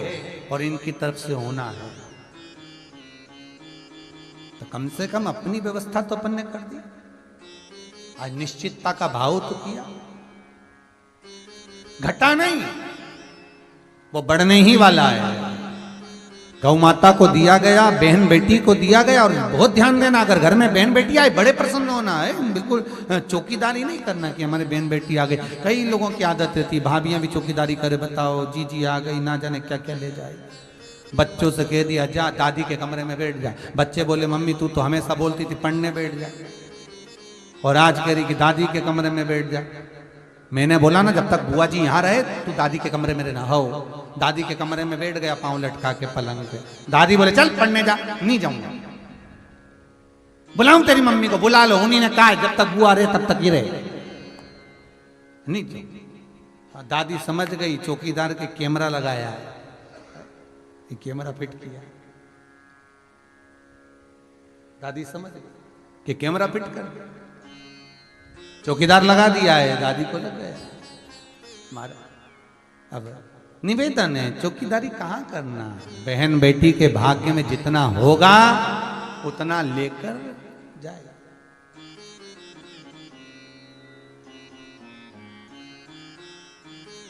जितना होगा। एक हमारे जजमान रहते विदिशा में, अग्रवाल जी, कथा सुन रहे होगे तो तुम्हारी कथा आ गई अग्रवाल जी, जरा ध्यान से सुनना। इनकी अग्रवाल जी की शादी हुई तो इनकी शादी में, पुराने बुजुर्ग अग्रवाल जी, इनकी शादी में उस समय पर इनको दिया 500 रुपए और नेक जोक कर दिया सारा समय। अब इनके बाद में इनकी साली की शादी हुई तो उसको दिए 5000। अभी उस दिन से ससुराल ही नहीं गए। तो हमने पूछा अग्रवाल जी तुम्हारी ससुराल कहाँ? तो गुरुजी ये मंडी द्वीप के आगे कहीं, कौन सा गंज, नरसुल्लागंज, अब्दुल्लागंज कहीं, माँ हमारी ससुराल। हमने कहा ठीक, तो तुम जाते क्यों नहीं है? तो पत्नी बोली गुरुजी इनको इतनी मिर्ची लगी हुई है, हमारे बहन की शादी में 5000 दिया और इनकी शादी में 500। तो हमने कहा अग्रवाल जी फालतू की बातें, देखो उस समय पर उनकी जितनी कैपेसिटी होगी उतना दिया है, और बाद में उनको और भगवान ने दे दिया। एक बेटी का जब कन्यादान बाप करता है तो उसके घर में वैभव और बढ़ जाता है। बेटी को देने से घटता नहीं है, वैभव और बढ़ जाता है। और जब वैभव बड़ा होगा तो उसके पास में धन आया होगा तो उसने दूसरी लड़की में 5000 दे दिया होगा, और कन्यादान करेगा और आएगा तो और प्रदान कर देगा। ये उसकी सामर्थ्य था, ये उसकी सामर्थ्य, घटेगा नहीं। दक्ष प्रजापति की यहाँ 60 कन्याओं का जन्म हुआ, संतान फिर दक्ष प्रजापति पुत्रों का जन्म हुआ था। नारद जी ने भगवत भजन में लगा दिया। अब दक्ष प्रजापति फिर दुर्गा भवानी शेरावाली माँ जगदम्बा की आराधना कर रहे हैं। हे माँ कृपा करो। जगदम्बा ने पूछा दक्ष प्रजापति तुझे क्या चाहिए? दक्ष प्रजापति कहते हैं माँ मेरे घर में एक बेटी और जन्म ले ले। दुर्गा जी ने कहा, जगदम्बा बोली, शेरावाली माँ भवानी बोलती है, अरे दक्ष प्रजापति तेरे घर में इतनी सारी कन्याओं का जन्म हो गया और तू एक बेटी और मांग रहा है? दक्ष प्रजापति कुछ और मांग ले। इतने में दक्ष प्रजापति कहते हैं माँ बेटा मांगूंगा तो वो एक कुल को तारेगा और बेटी मांगूंगा तो वो 2 कुल को तार देगी, इसलिए बेटी फिर दे दीजिए, एक बेटी और, मुझे एक बेटी और दे दीजिए महाराज। ये बेटी ये मुझे प्राप्त हो जाए। जगदम्बा माँ आद्यशक्ति, माँ दुर्गा भवानी, माँ जगदम्बा दक्ष प्रजापति से कहती हैं, रे प्रजापति इतनी बेटियां पाकर भी तू बेटी मांग रहा है? माँ बेटी अगर है तो वो घर की शोभा है, आप मुझे बेटी दीजिए।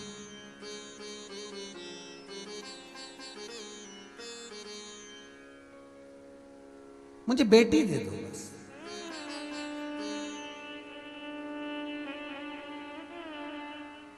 महाराज लोग कहते हैं कि बेटी की विदाई में सबसे ज्यादा मां रोती है, पर शिव महापुराण की कथा कहती है कि बेटी की विदाई में जितना बाप रोता है उतनी मां भी नहीं रोती। बेटा मां को प्रिय होता है और बेटी बाप को प्रिय होती है। एक पिता की सबसे बड़ी दौलत होती है बेटी, सबसे बड़ी दौलत।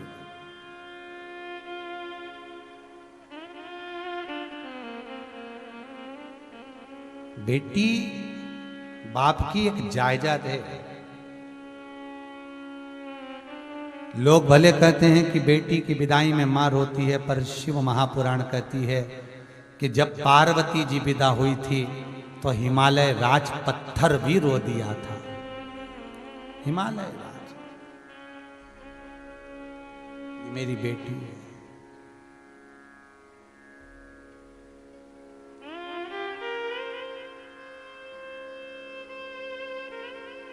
पिता बेटी की पढ़ाई में बहुत पैसा लगाता है।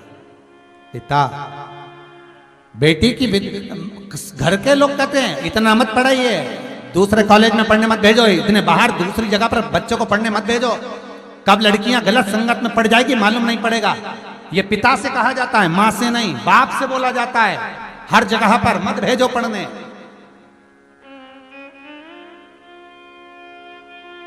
पर बाप का विश्वास है बेटी, एक पिता की शान है बेटी, एक पिता की जायदाद है बेटी, एक पिता की दौलत है बेटी। बेटी पर विश्वास कर कर बाप कहता है, लाडो तू पढ़ने जा रही है, मैं तुझे इंदौर भेज रहा हूं, मैं तुझे पूना भेज रहा हूं, मैं तुझे मुंबई, मैं तुझे भोपाल, मैं तुझे कहां पढ़ने भेज रहा हूं, मैं तुझे भेज रहा हूं पापा, पर फीस बहुत ज्यादा है। तू क्यों चिंता करती है? रात दिन कमाता है बाप, सुबेरे 8 बजे दुकान खोलकर बैठता है, रात को 10 बजे तक बंद नहीं करता। दुनिया के लोग कहते कंजूसड़ा है, क्या करेगा इतना कमाकर। पर उस बाप से पूछो कि मुझे बेटी को पढ़ाना है, घर में 2 बेटी 3 बेटी 4 बेटियां हैं मेरी, मेरे को पढ़ाना है और उनका विवाह करना है। 11 बजे तक आता है, भूखा रह जाता है बाप, पर बेटी को पढ़ाता है, अच्छे कॉलेज अच्छा स्कूल तक पहुंचाता है। बेटी अच्छी जगह पहुंच जाती है, पर बाप से बेटी का विश्वास, पिता का जो विश्वास है बेटी, पिता बेटी से कुछ नहीं चाहता, बस इतना चाहता है कि एक बार मेरे हाथों से कन्यादान जरूर करवा लेना। उसने अपनी सारी दौलत लगा दी, जायदाद लगा दी, संपदा लगा दी, उसने अपना पूरा वैभव लगा दिया, अपना जवानी उस बाप ने बेटी के पढ़ाई में लगा दी, बर्बाद कर दिया, समय अपना कमा कमा कर बेटी की पढ़ाई में लगा दी। बस एक बाप की दिली इच्छा होती है कि वो बेटी का कन्यादान करे, और बेटी से निवेदन है तू अपने पिता के विश्वास को तोड़ना मती। अगर तेरे सर्विस लाइफ में, अगर तेरे स्कूल लाइफ में, अगर तेरे कॉलेज लाइफ में कोई मिल भी गया तो निवेदन है उस बाप का मुख सामने जरूर देख लेना कि मेरे पिता ने कहा है कि उस पिता का विश्वास ना टूटे।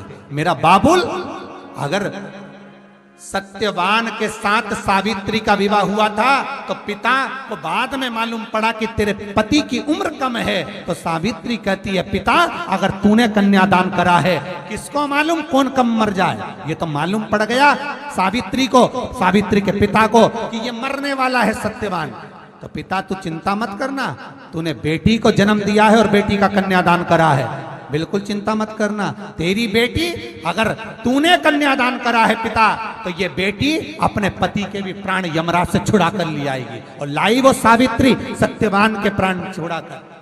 केवल एक पिता से, एक पिता की जो विश्वास है, एक पिता का जो आनंद है, एक पिता का जो भाव है, बेटियों से निवेदन उसको तोड़ने मत देना।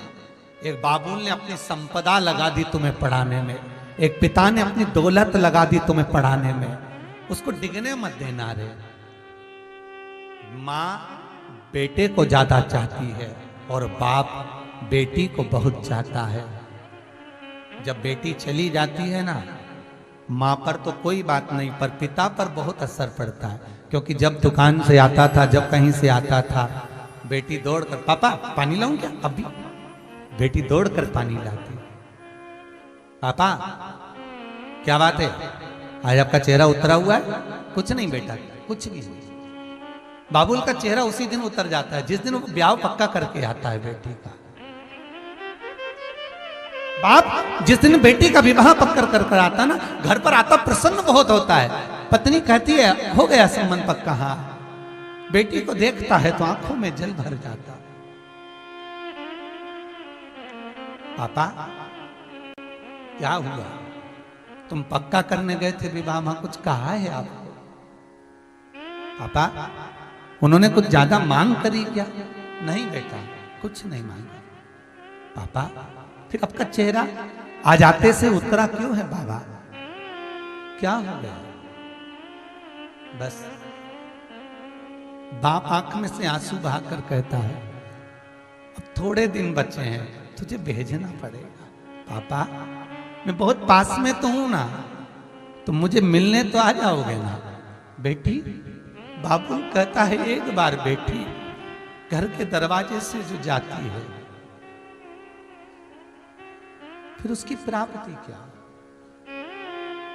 पापा एक बात कहूं, कुछ मांग तो नहीं करी ना पापा? नहीं बेटा, कुछ नहीं मांगा। पापा एक बार गले तो लगा लो। बाप बेटी को गले लगाता है। धीरे धीरे विवाह का समय नजदीक आ जाता है। माता पूजन का समय आता है। बाप आगे आगे चलकर देवी की पूजन करता है। पेरावनी होती है, कपड़े पहनता है मंडप के। जब कन्यादान का समय आता है, जाओ कोई वस्तुएं कन्यादान की, जल्दी वो बर्तन रखे हैं लेकर आइए, वो सामान रखा है लेकर आओ। बेटी की विदाई में बाप क्या ना दे दे साहब, क्या ना दे दे। बस चेहरा छोटा है। बार बार बेटी अपने पिता को देखती है। पापा क्या बात है, थक गए हो? विवाह का काम करते? नहीं लाडो, थकान नहीं, बस पापा बहुत थके दिख रहे। भोजन तो करो। सामने भोजन की थाली लगी रहती है, बाप निवाला तोड़कर खा नहीं पाता। निवाला उसके सामने है, पा नहीं पाता।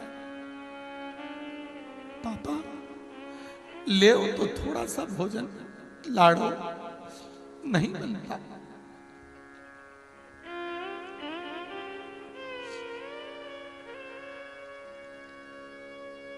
धीर बंधाओ पत्नी। पिता देख रहे हैं। धीरे धीरे भावर पूरी हो जाती है। विदाई का समय आता है। सखियां, सहेलियां, चाची, काकी सब सामने होती है, पर विदाई में पिता कहीं छुप जाता है।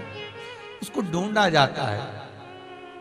बुलाओ, पिता से एक बार मिला दो। जाती है।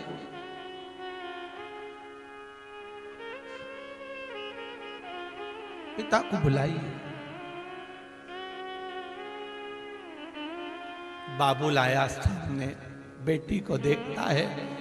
गुड़िया सी है, सुंदर वस्त्र धारण करी हुई है। पिता को याद आ जाता है जब पैदा हुई थी सबने कहा था बेटियां हो गई बहुत सारी हैं, 2-2, 3-3 बेटियां हो गई, बेटा हो जाता, पर ये मालूम कहां। चलिए, जब चली गई घर सूना सा हो गया। सूना। अब तो दुकान से भी देरी से आता है। पत्नी ने पूछा क्यों, थोड़ा जल्दी नहीं आई? बाप क्या बोले? उसको याद आती है अपनी पुत्री की, अपनी बेटी। दौलत बेटियां डिगने ना दीजिए विश्वास को।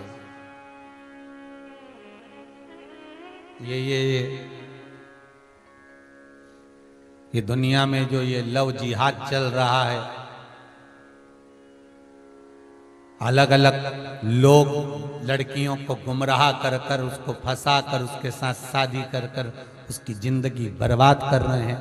उन बेटियों से मेरा एक करबद्ध निवेदन है, इस लव जिहाद पर ध्यान देना, भटक मत जाना, अपने पिता के विश्वास को टूटने मत देना। एक बाप की दौलत है बेटी, उसका विश्वास ना डिगे। ऐसों के चक्कर में मत पड़ जाना कि जिंदगी नरक जैसी निकल जाए। पिता को कन्यादान का मौका जरूर देना, पिता को कन्यादान का मौका अवश्य दे। ये दौलत फिर दूसरा, थोड़ा पिता क्रोधी होता है, बेटियों पर गुस्सा भी करता है, पिता शब्द अपशब्द भी कह देता है बेटियों को, पर बेटियों को पापा से प्रेम होना चाहिए। पिता बहुत क्यों थक जाता है, चिड़चिड़ा हो जाता है, दुकान व्यापार व्यवसाय इतना इतना टेंशन उसको होता है कि वो कुछ बोल देता है, फिर भी बेटियां चाहे पिता को गले लगा ले, बाबा चाहता हूं स्नेह कर कर, भले वो गलत बोले, भले अपशब्द कहे, ताने दे, गालियां भी दे, तो भी बेटियों का फर्ज है उसको गले लगा। ठीक है, स्नेह। दक्ष प्रजापति कह रहे हैं माँ दुर्गा से, हे जगत जननी, हे माँ, हे भवानी माँ, मेरे को एक बेटी और दे दो। दुर्गा जी कहती हैं तेरे घर में इतनी बेटियां हो गई, क्या करेगा बेटी का, क्या करेगा? नहीं माँ, एक बेटी और दीजिए मुझे। माँ अगर बेटी मेरे घर में आएगी तो मुझे सुख ही प्राप्त होगा। जगत जननी दुर्गा भवानी कहती है, रे दक्ष प्रजापति, तेरे लिए कहां लड़की ढूंढने जाऊंगी, बेटी ढूंढने जाऊंगी, तेरे घर में इस प्रसूति के गर्भ से ये दुर्गा भवानी सती बनकर जन्मेगी। और मां जगदम्बा दुर्गा भवानी उस मां प्रसूति के गर्भ से सती बनकर जन्म, सती बन,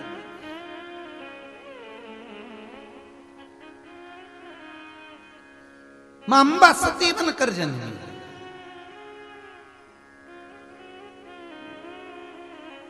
विवाह किया सती का शिव के साथ।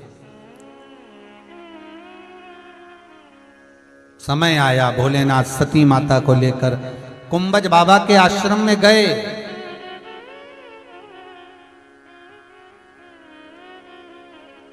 कुंभज बाबा के आश्रम में पहुंचकर सुंदर कथा का रसतत्व ग्रहण करने गए। रसतत्व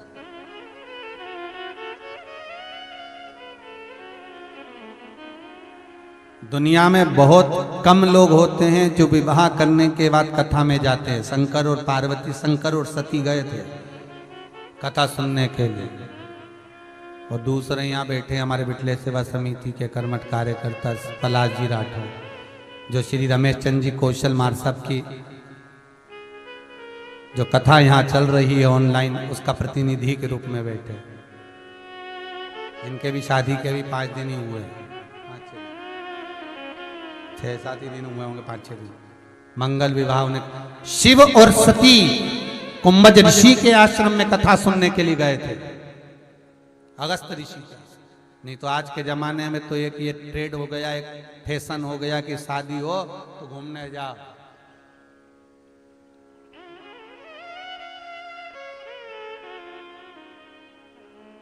और बाबा की कृपा, विश्वनाथ भी गए सती मैया के साथ कुंभज ऋषि की यहाँ कथा सुनने के लिए, अगस्त बाबा।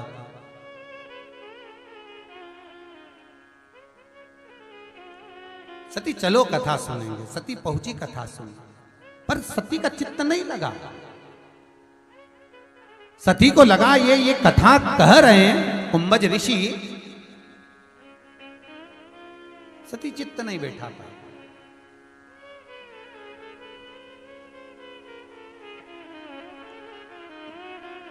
जब मन नहीं लगा कथा में, सती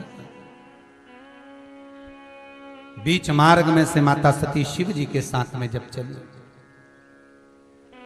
राम जी का दर्शन हुआ है, बाबा भोलेनाथ प्रणाम करा। सती ने पूछा ये कौन है? भगवान कहते हैं कि जिसकी कथा सुनकर आ रहा है वही तो दर्शन दे रहा है।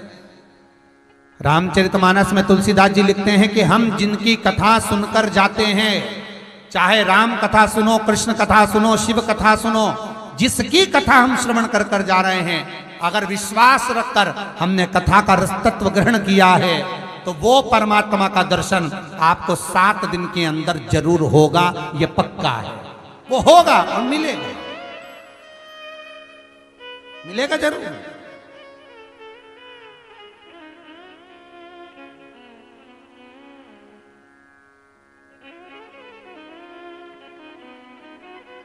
कि इतनी सारी पुराणे होने पर, इतनी शास्त्र होने पर, इतना वेद होने पर, इतने उपनिषद होने पर, शिव पुराण में ऐसा क्या है कि जो जाकर बैठता है या टीवी पर भी ध्यान लगाकर या मोबाइल पर भी चालू कर कर 15 मिनट की भी अगर आराधना ध्यान लगाकर शिव पुराण सुन लेता है तो उसकी झोली भरा जाती है।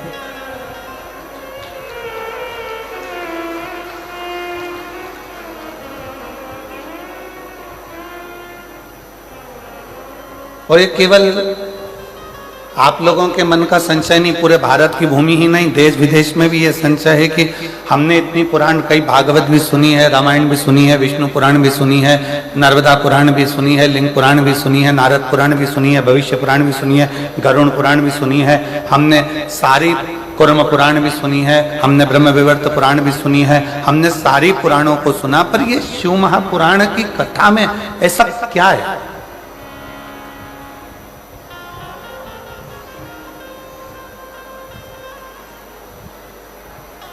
ऐसा क्या भरा है शिव महापुराण की कथा में कि जो जाकर बैठा, जिसने पंडाल में कथा सुनी, जिसने मोबाइल पर कथा सुनी, जिसने टीवी पर आस्था चैनल पर कथा सुनी और कुछ ना कुछ उसने मांगा और वो उसको मिल गया, उसको प्राप्त हो गया।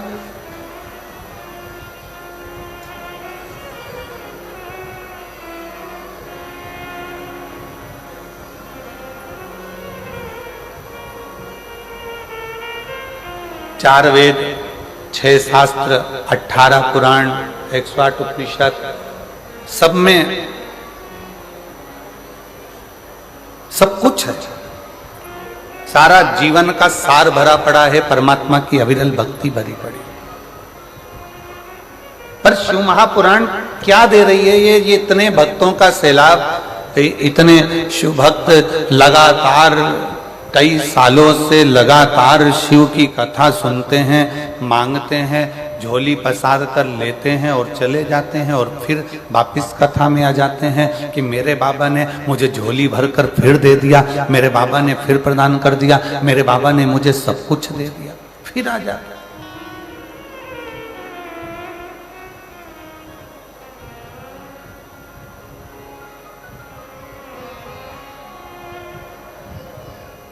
क्या है ऐसा शिव पुराण में?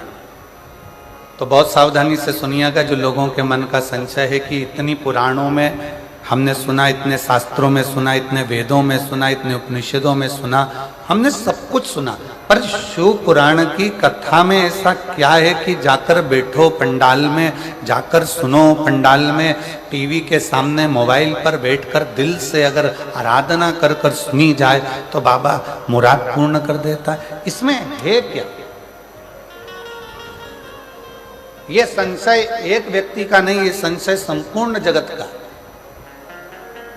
और जब से शिव पुराण चालू हुई है ना, जब से संशय भरा पड़ा है, पर आज वो संशय को हो सकता है मेरे मदेश्वर नाथ यहाँ निकालने के लिए हमको बुलाए हों और ये संशय समाप्त करने का हो कि ये संशय है कैसे।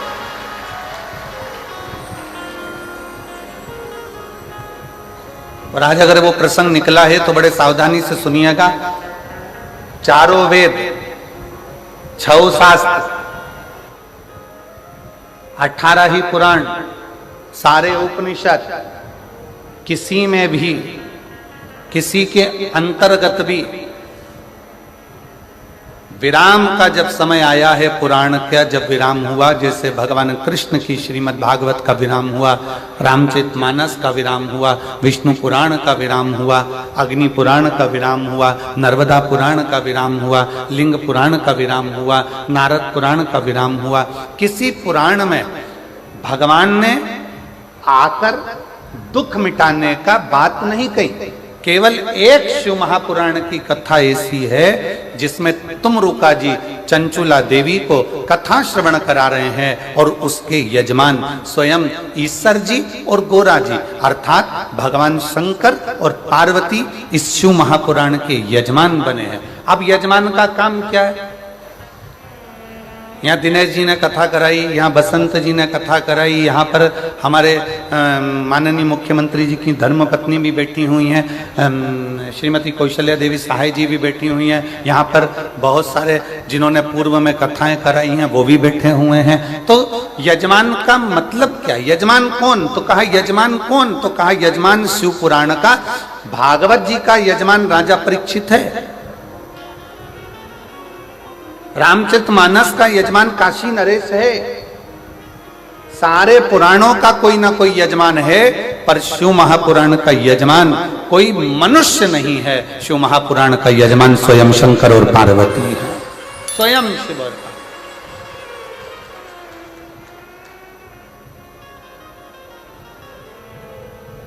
अब कथा विराम होती है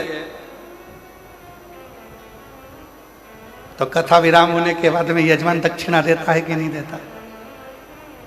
अरे बोलो तो जम के देता है ना। महाराज जी आपने कथा करी है, दक्षिणा। अब शिव पुराण का यजमान कौन है? ईश्वर जी, गोरा जी, शंकर और पार्वती कथा के यजमान है। कथा कौन बाच रहा है? तुमरुका जी। अब तुमरुका जी ने जैसे ही कथा विराम ली और शंकर पार्वती जी ने पूछा आपने हमको इतनी कथा सुनाई है, अब आप दक्षिणा बोलो कि तुमको दक्षिणा क्या चाहिए? तो तुमरुका जी कहते हैं भोले बाबा अगर दक्षिणा में देना चाहते हो तो इतनी कृपा करना, ये शिव महापुराण की कथा जो सुनने के लिए पंडाल में आ जाए उसके घर पर पहुंचकर उसके दुखड़े काट देना, बस इतनी दक्षिणा। आप जितने आस्था चैनल पर कथा सुन रहे हैं, जितने देश विदेश में कथा सुन रहे हैं, जितने मोबाइल पर कथा सुन रहे हैं, बड़े सावधानी से सुनना। लोग कहते हैं सारी पुराण हमने सुनी, सारे शास्त्र हमने सुने, सारे वेद हमने सुने, हमने सारे उपनिषद सुने, पर ये शिव महापुराण की कथा में ऐसा क्या है कि लोग जाकर बैठते हैं और उनके मन के मुराद पूर्ण हो जाते हैं, उनकी मन की कामना पूर्ण हो जाती है? इसमें ऐसा क्या है?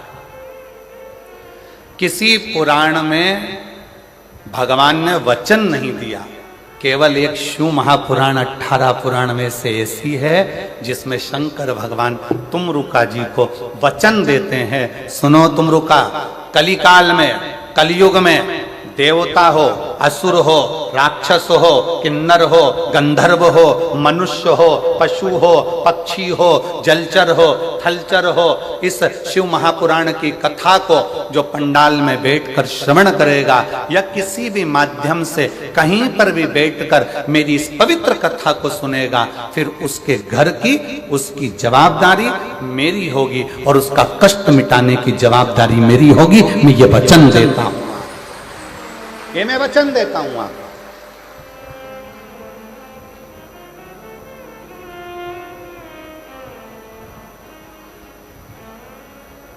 और लुटा दिया भंडार काशी वाले,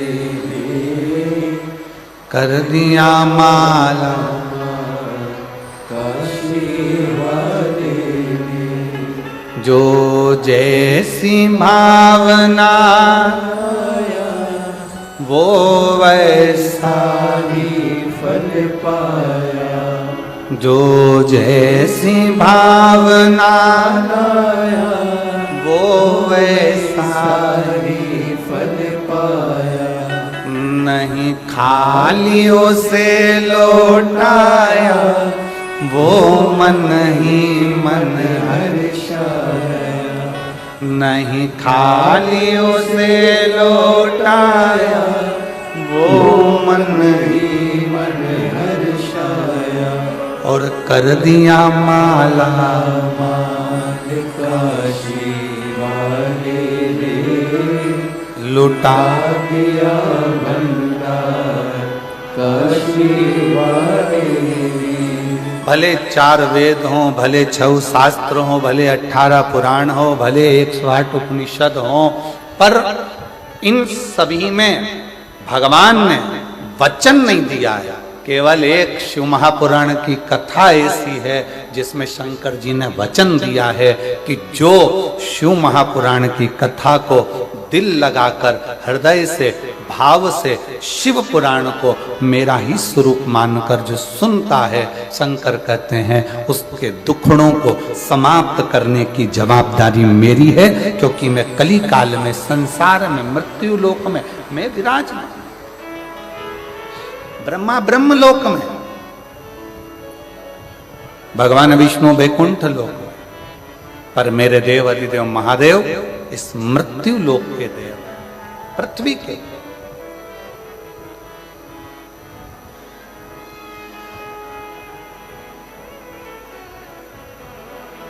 जैसे पंथ और सनातन धर्म,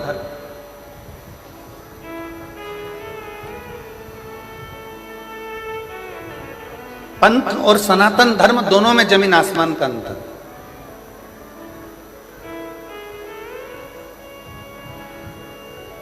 पंथ में कुछ चीजें एक जैसी होती, जैसे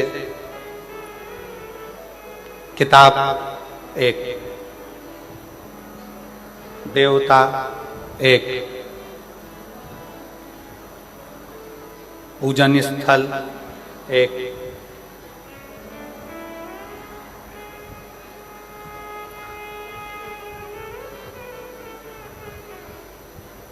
विधि विधान एक। पंथ में और सनातन धर्म में बहुत अंतर। पंथ में कुछ चीजें एक जैसी होती है, पुस्तक एक होती है, पैगंबर एक होता है, पद्धति एक होती है, पूजा स्थल एक होता है, देवता एक होता है, ये सब चीजें पंथ में एक होती है। आप दूसरे धर्म देख लीजिए, दूसरे पंथ देख लीजिए, सभी पंथ में आपको एक पुस्तक मिलेगी। मुस्लिम संप्रदाय को देखोगे तो उसमें कुरान मिल जाएगा, क्रिश्चियन धर्म को देखोगे तो उसमें बाइबल मिल जाएगा, किसी और अन्य धर्म में देखोगे तो एक पुस्तक मिलेगी। उसी तरह इनका देव भी एक ही रहेगा, इनका देव भी एक है, इनका पूजन स्थल भी एक जैसा ही होगा, एक ही होगा, इनकी पद्धति भी एक होगी, इनका पूजन करने का पद्धति भी एक होगी। जो एक पर टिक कर करें वो पंथ है, और हमारा जो सनातन धर्म है वो एक पर नहीं, हमारा सनातन धर्म जिसमें देवता भी 33 कोटि हैं, तो पद्धतियां भी अलग अलग हैं, और देवालय शिवालय भी अलग अलग हैं, और हमारा पूजन करने का नियम और पद्धति भी कोई यज्ञ से, कोई अनुष्ठान से, कोई वेद से, कोई पुराण से, कोई तप से, कोई साधना से, सब अलग है, सब अलग। पंथ में एक पुस्तक होती है, पर सनातन धर्म में एक पुस्तक नहीं। सनातन धर्म में तो 4 वेद, 6 शास्त्र, 18 पुराण, 108 उपनिषद जैसे हमारे शास्त्रों से भरा हुआ ये सनातन धर्म होता है, ये सनातन धर्म।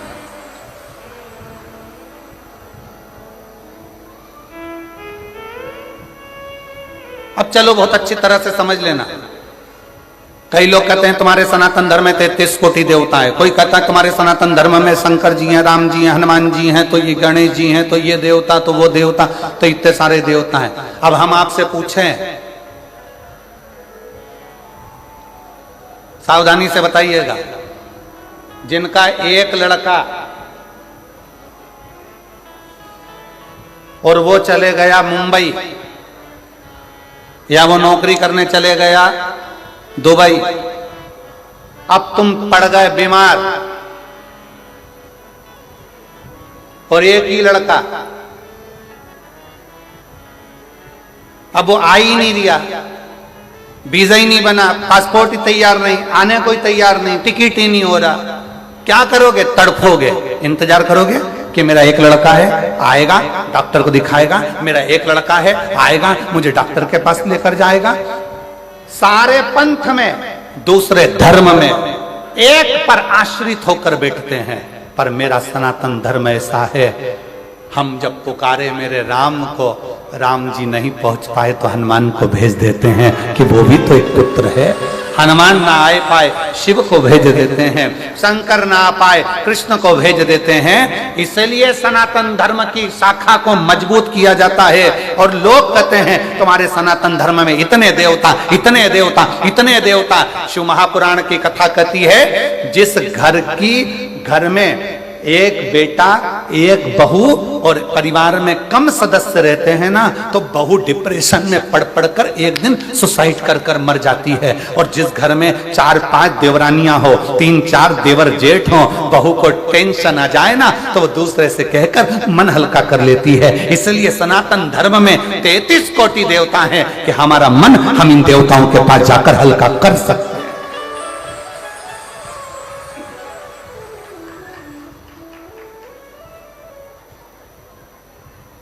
कोई तुमसे कह दे हमारे धर्म में आ जाओ, कोई कह दे तुम हमारे पंथ में आ जाओ, कोई कह दे तुम हमारे धर्म अपना लो, उनसे कह देना तुम्हारे यहाँ है ही क्या, एक, और हमारे यहाँ भरा पड़ा है 33 कोटि देवताओं से पूरा अंबा।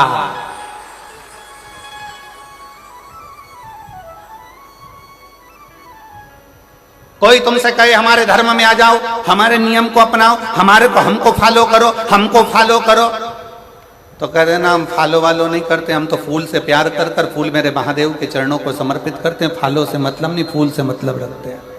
और वैसे भी पूरा भारत फूल में ही हो रहा है भैया।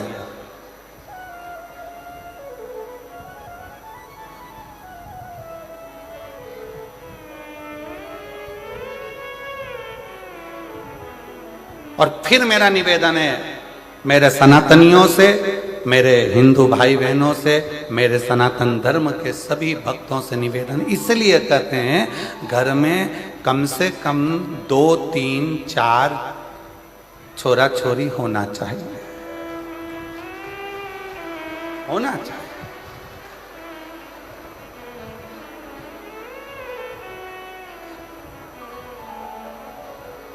अब कई लोग सबसे ज्यादा दिक्कत मीडिया वाले हमसे प्रश्न करते हैं, गुरुजी तुमने तो कह दिया कि 3-4 बच्चे होना चाहिए, इनका पेट कौन भरेगा? तो हम कह देते तुम्हारा कौन भर रहा है? जो तुम्हारा भर रहा है वो 4 का और भरेगा, और जो 4 का भर रहा है वो 8 का भरेगा। बस इतना याद रखो, सरकारी गोडाउन को भरने की जवाबदारी तुम्हारी है, वेयर हाउस को भरने की जवाबदारी तुम्हारी है, पर किसी के पेट को भरने की जवाबदारी तुम्हारी नहीं, उस देवाधिदेव महादेव की। वो जवाबदारी तुम्हारी नहीं है, वो जवाबदारी है देवाधिदेव महादेव की। अपने धर्म को प्रबल करने के लिए यहाँ शिव महापुराण की कथा कहती है, पंथ में एक देव हो सकता है, पंथ में एक पुस्तक हो सकती है, पंथ में एक पद्धति हो सकती है, पंथ में एक पूजन स्थल हो सकता है, पर सनातन धर्म में 33 कोटि देवताओं का भाव होता है। सनातन धर्म में कई पुराणों का भाव होता है, सनातन धर्म में कई वेद और शास्त्रों का भाव होता है, सनातन धर्म में कई पद्धतियों का भाव होता है, सनातन धर्म में कई देवालय का भाव होता है। यहाँ आए हो मयाली गांव में मदेश्वर नाथ का दर्शन कर लिया, फिर किसी दूसरे गांव में चले जाओ, फिर किसी देवता का दर्शन कर लो। शंकर भगवान और अन्य देवता में एक सबसे बड़ा अंतर है कि शंकर भगवान जिस गांव में रहते हैं उसी गांव से पूजा जाते हैं। जैसे जसपुर में अगर मालूम पड़े कोई शंकर जी का मंदिर है तो वहां पर नाम हो जाएगा जसेश्वर महादेव। यहां आकर बैठ गए तो मधेश्वर महादेव। जिस जगह पर अभी हम कल एक वो यहीं पास में गांव था, कौन सा चरमरी गांव, कौन सा गांव था हैं? अच्छा तुम तो समझ गए ना, अब बाकी के सब जान दो, अपने को समझ में आना चाहिए, बाकी के तो आए तो नहीं आए। तो कल हम वो गांव गए थे तो कौन से महादेव है? वो गांव के नाम से ही महादेव है ना, जो गांव का नाम है वही महादेव का नाम है। बोलो सही है कि गलत है? एक ही नाम, मतलब उस गांव के महादेव का नाम उसी गांव से जुड़ा हुआ है, मतलब हमारे गांव का कुल देवता और हमारे गांव का राजा और हमारे गांव की रक्षा करने वाला वो देव अधिदेव महादेव स्वयं विराजमान है। ये गांव में शिव की स्तुति का एक प्रतिबिंब है। क्या है शिव पुराण में? अब आप लोगों को कह सकते हो कि आखिर इस कली काल में शिव महापुराण का इतना महत्व क्यों है? क्योंकि शिव पुराण के लिए वर्णन किया गया कि ये शिव पुराण भगवान ईश्वर जी, गोरा जी, शंकर पार्वती जी कहते हैं तुमरुका जी, जो कली काल में इस शिव महापुराण की कथा को श्रवण करेगा, पंडाल तक पहुंचकर जितने कदम चलकर मेरे नजदीक तक पहुंचेगा, उतना उतना मुझे प्राप्त कर लेगा। कई लोग कहते हैं गुरुजी वहां से चलकर पैदल पैदल हम यहाँ तक आ रहे हैं। कोई कहता है भीड़ बहुत है गुरुजी, कोई कहता है ये बहुत है गुरुजी, कोई कहता है शंकर भगवान तुम्हारे घर से तुम चलोगे शिव पुराण की कथा को सुनने के लिए, तब तक शंकर भगवान सारी परीक्षा ले लेगा तुम्हारी। डॉक्टर तुम्हारे रोग को 1 मिनट में मिटा सकता है। सिर दर्द हो रहा है ना, डॉक्टर 2 मिनट में गोली देगा और सिर दर्द बंद कर देगा। डॉक्टर 2 मिनट में पेट के दर्द को बंद कर देगा। डॉक्टर 2 मिनट में घुटने के दर्द को बंद कर देगा। पर डॉक्टर करता क्या है? 2 मिनट में बंद नहीं करता है। डॉक्टर क्या करता है? पहले ये वाली जांच करा के आओ, फिर कहता है ये वाली जांच करा के आओ, फिर कहता है ये वाली जांच करा कर आओ। सारी जांच डॉक्टर करवाता है। इसमें डॉक्टर का फायदा नहीं है। डॉक्टर पूरी जांच कराते कराते कराते कराते आखिरी में 4 तरह की गोली लिख देगा। सुबह खाली पेट खाना, सवेरे भोजन के बाद खाना, रात्रि को भोजन के बाद खाना, शाम को सोते समय खाना।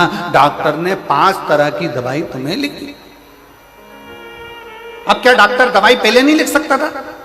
जम के बोलो जरा, लिख सकता था कि नहीं लिख सकता था? लिख सकता था, पर सारी जांचें डॉक्टर ने करा ली और जांच कराने के बाद दवाई लिखी कि ये दवाई लोगे तो तुम्हारे शरीर के लिए अच्छी रहेगी। उसी तरह शिव महापुराण की कथा में अगर आ रहे हो तो शिव पुराण की कथा में आने से पहले मेरा महादेव घर से चलोगे तब तक, कथा तक पहुंचोगे तब तक पूरी जांचें करा लेगा। कमलाबाई कहां से आई?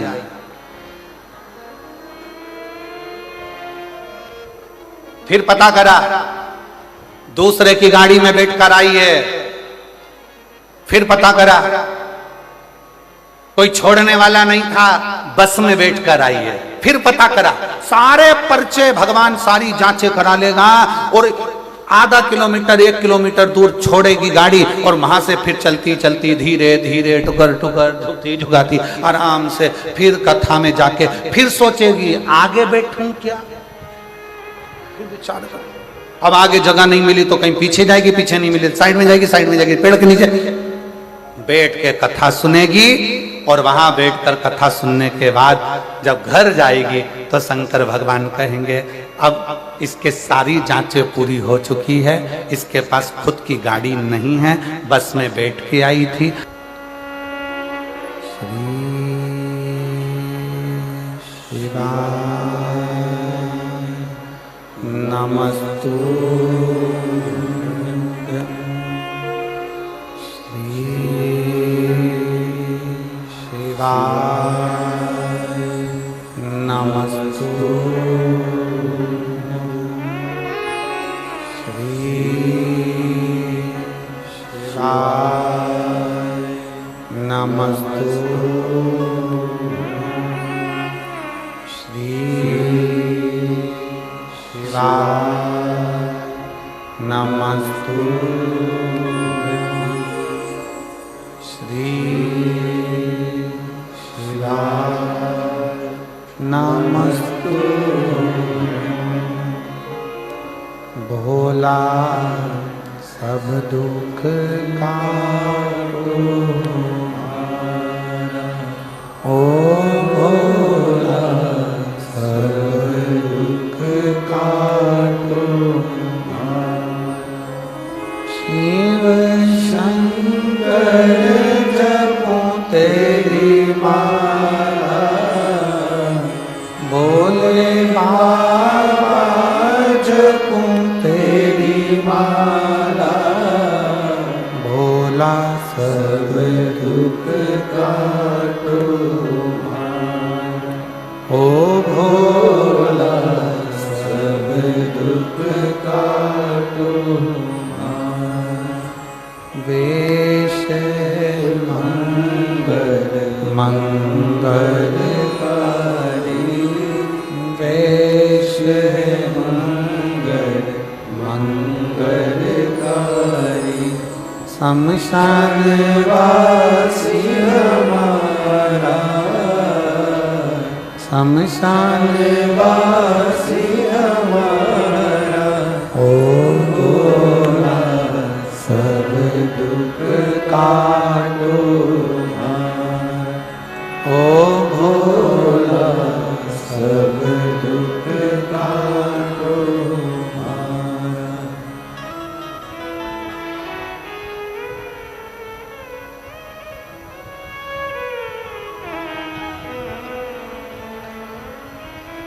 बाबा देवाधिदेव महादेव भगवान शिव ओगरदानी त्रिकालदर्शी कैलाशी अविनाशी शंकर करुणा सागर दया सागर दयालु कृपा करने वाले करुणा करने वाले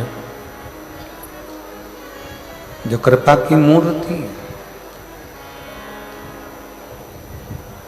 किसी पुराण में भगवान ने वचन नहीं दिया पर शिव पुराण में वचन दिया,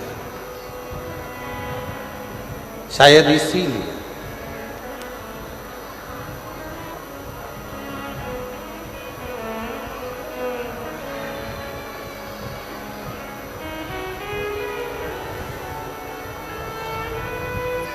जिस समय पर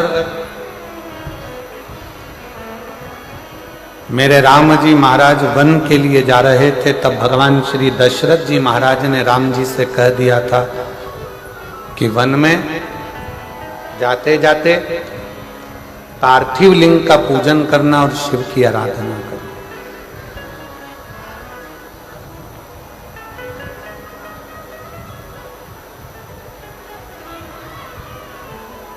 शिवलिंग की आराधना, शिव का पूजन बहुत जरूरी है।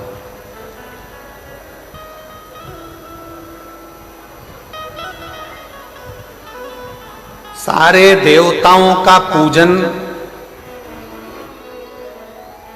करना सरल है, सारे देवताओं की आराधना करना सरल है, सारे देवताओं को वंदन करना सरल है, क्योंकि उनको आप वंदन भी कर सकते हैं, आराधना भी कर सकते हैं, पूजा भी कर सकते हैं। पर भगवान शंकर की आराधना वंदन पूजन आप नहीं करते हैं। भगवान शंकर आपके हृदय में जब बैठते हैं स्वयं शंकर शंकर की पूजन कराते हैं तब हो पाता है, वरना संसार के मनुष्य की बस की बात नहीं कि शिव की आराधना कर ले, शंकर की पूजन कर ले, शंकर का स्मरण कर ले, शंकर की आराधना कर ले, शंकर का गुणगान कर ले।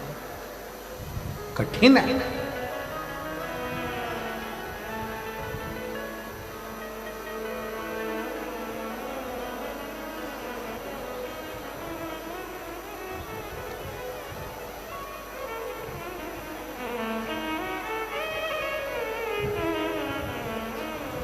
कितना सुंदर कहा है,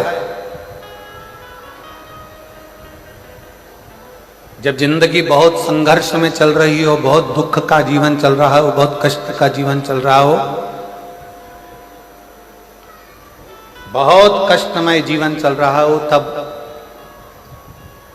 शमी के 5 पत्ते, शमी के 5 पत्ते एक दुर्वा के साथ एक अक्षत चावल का एक दाना, वो भी हल्दी में भिंगोया हुआ हो या केसर में भिंगोया हुआ हो, शमी पत्र 5, एक दुर्वा, एक चावल का दाना, जो दिल से हृदय से बेलपत्री के वृक्ष के नीचे पार्थिव लिंग का निर्माण कर कर मट्टी का शिवलिंग बनाकर प्रदोष काल में मतलब शाम के समय पर शिवलिंग बनाकर उस पे जल चढ़ाकर जो ये 5 समी का पत्र, एक दुर्वा और एक चावल का दाना अपनी कामना कर कर जो दुख चल रहा है बाबा से विनय कर कर एक एक पत्ता जब समर्पित कर दे, फिर एक दुर्वा समर्पित कर दे, फिर एक चावल का दाना समर्पित कर दे और बाबा का वहीं पर पुनः विसर्जन कर दे, 3 महीना तो जाने दो, 15 दिन के अंदर वो दुख कटता जरूर है, चाहे कोई भी दुख।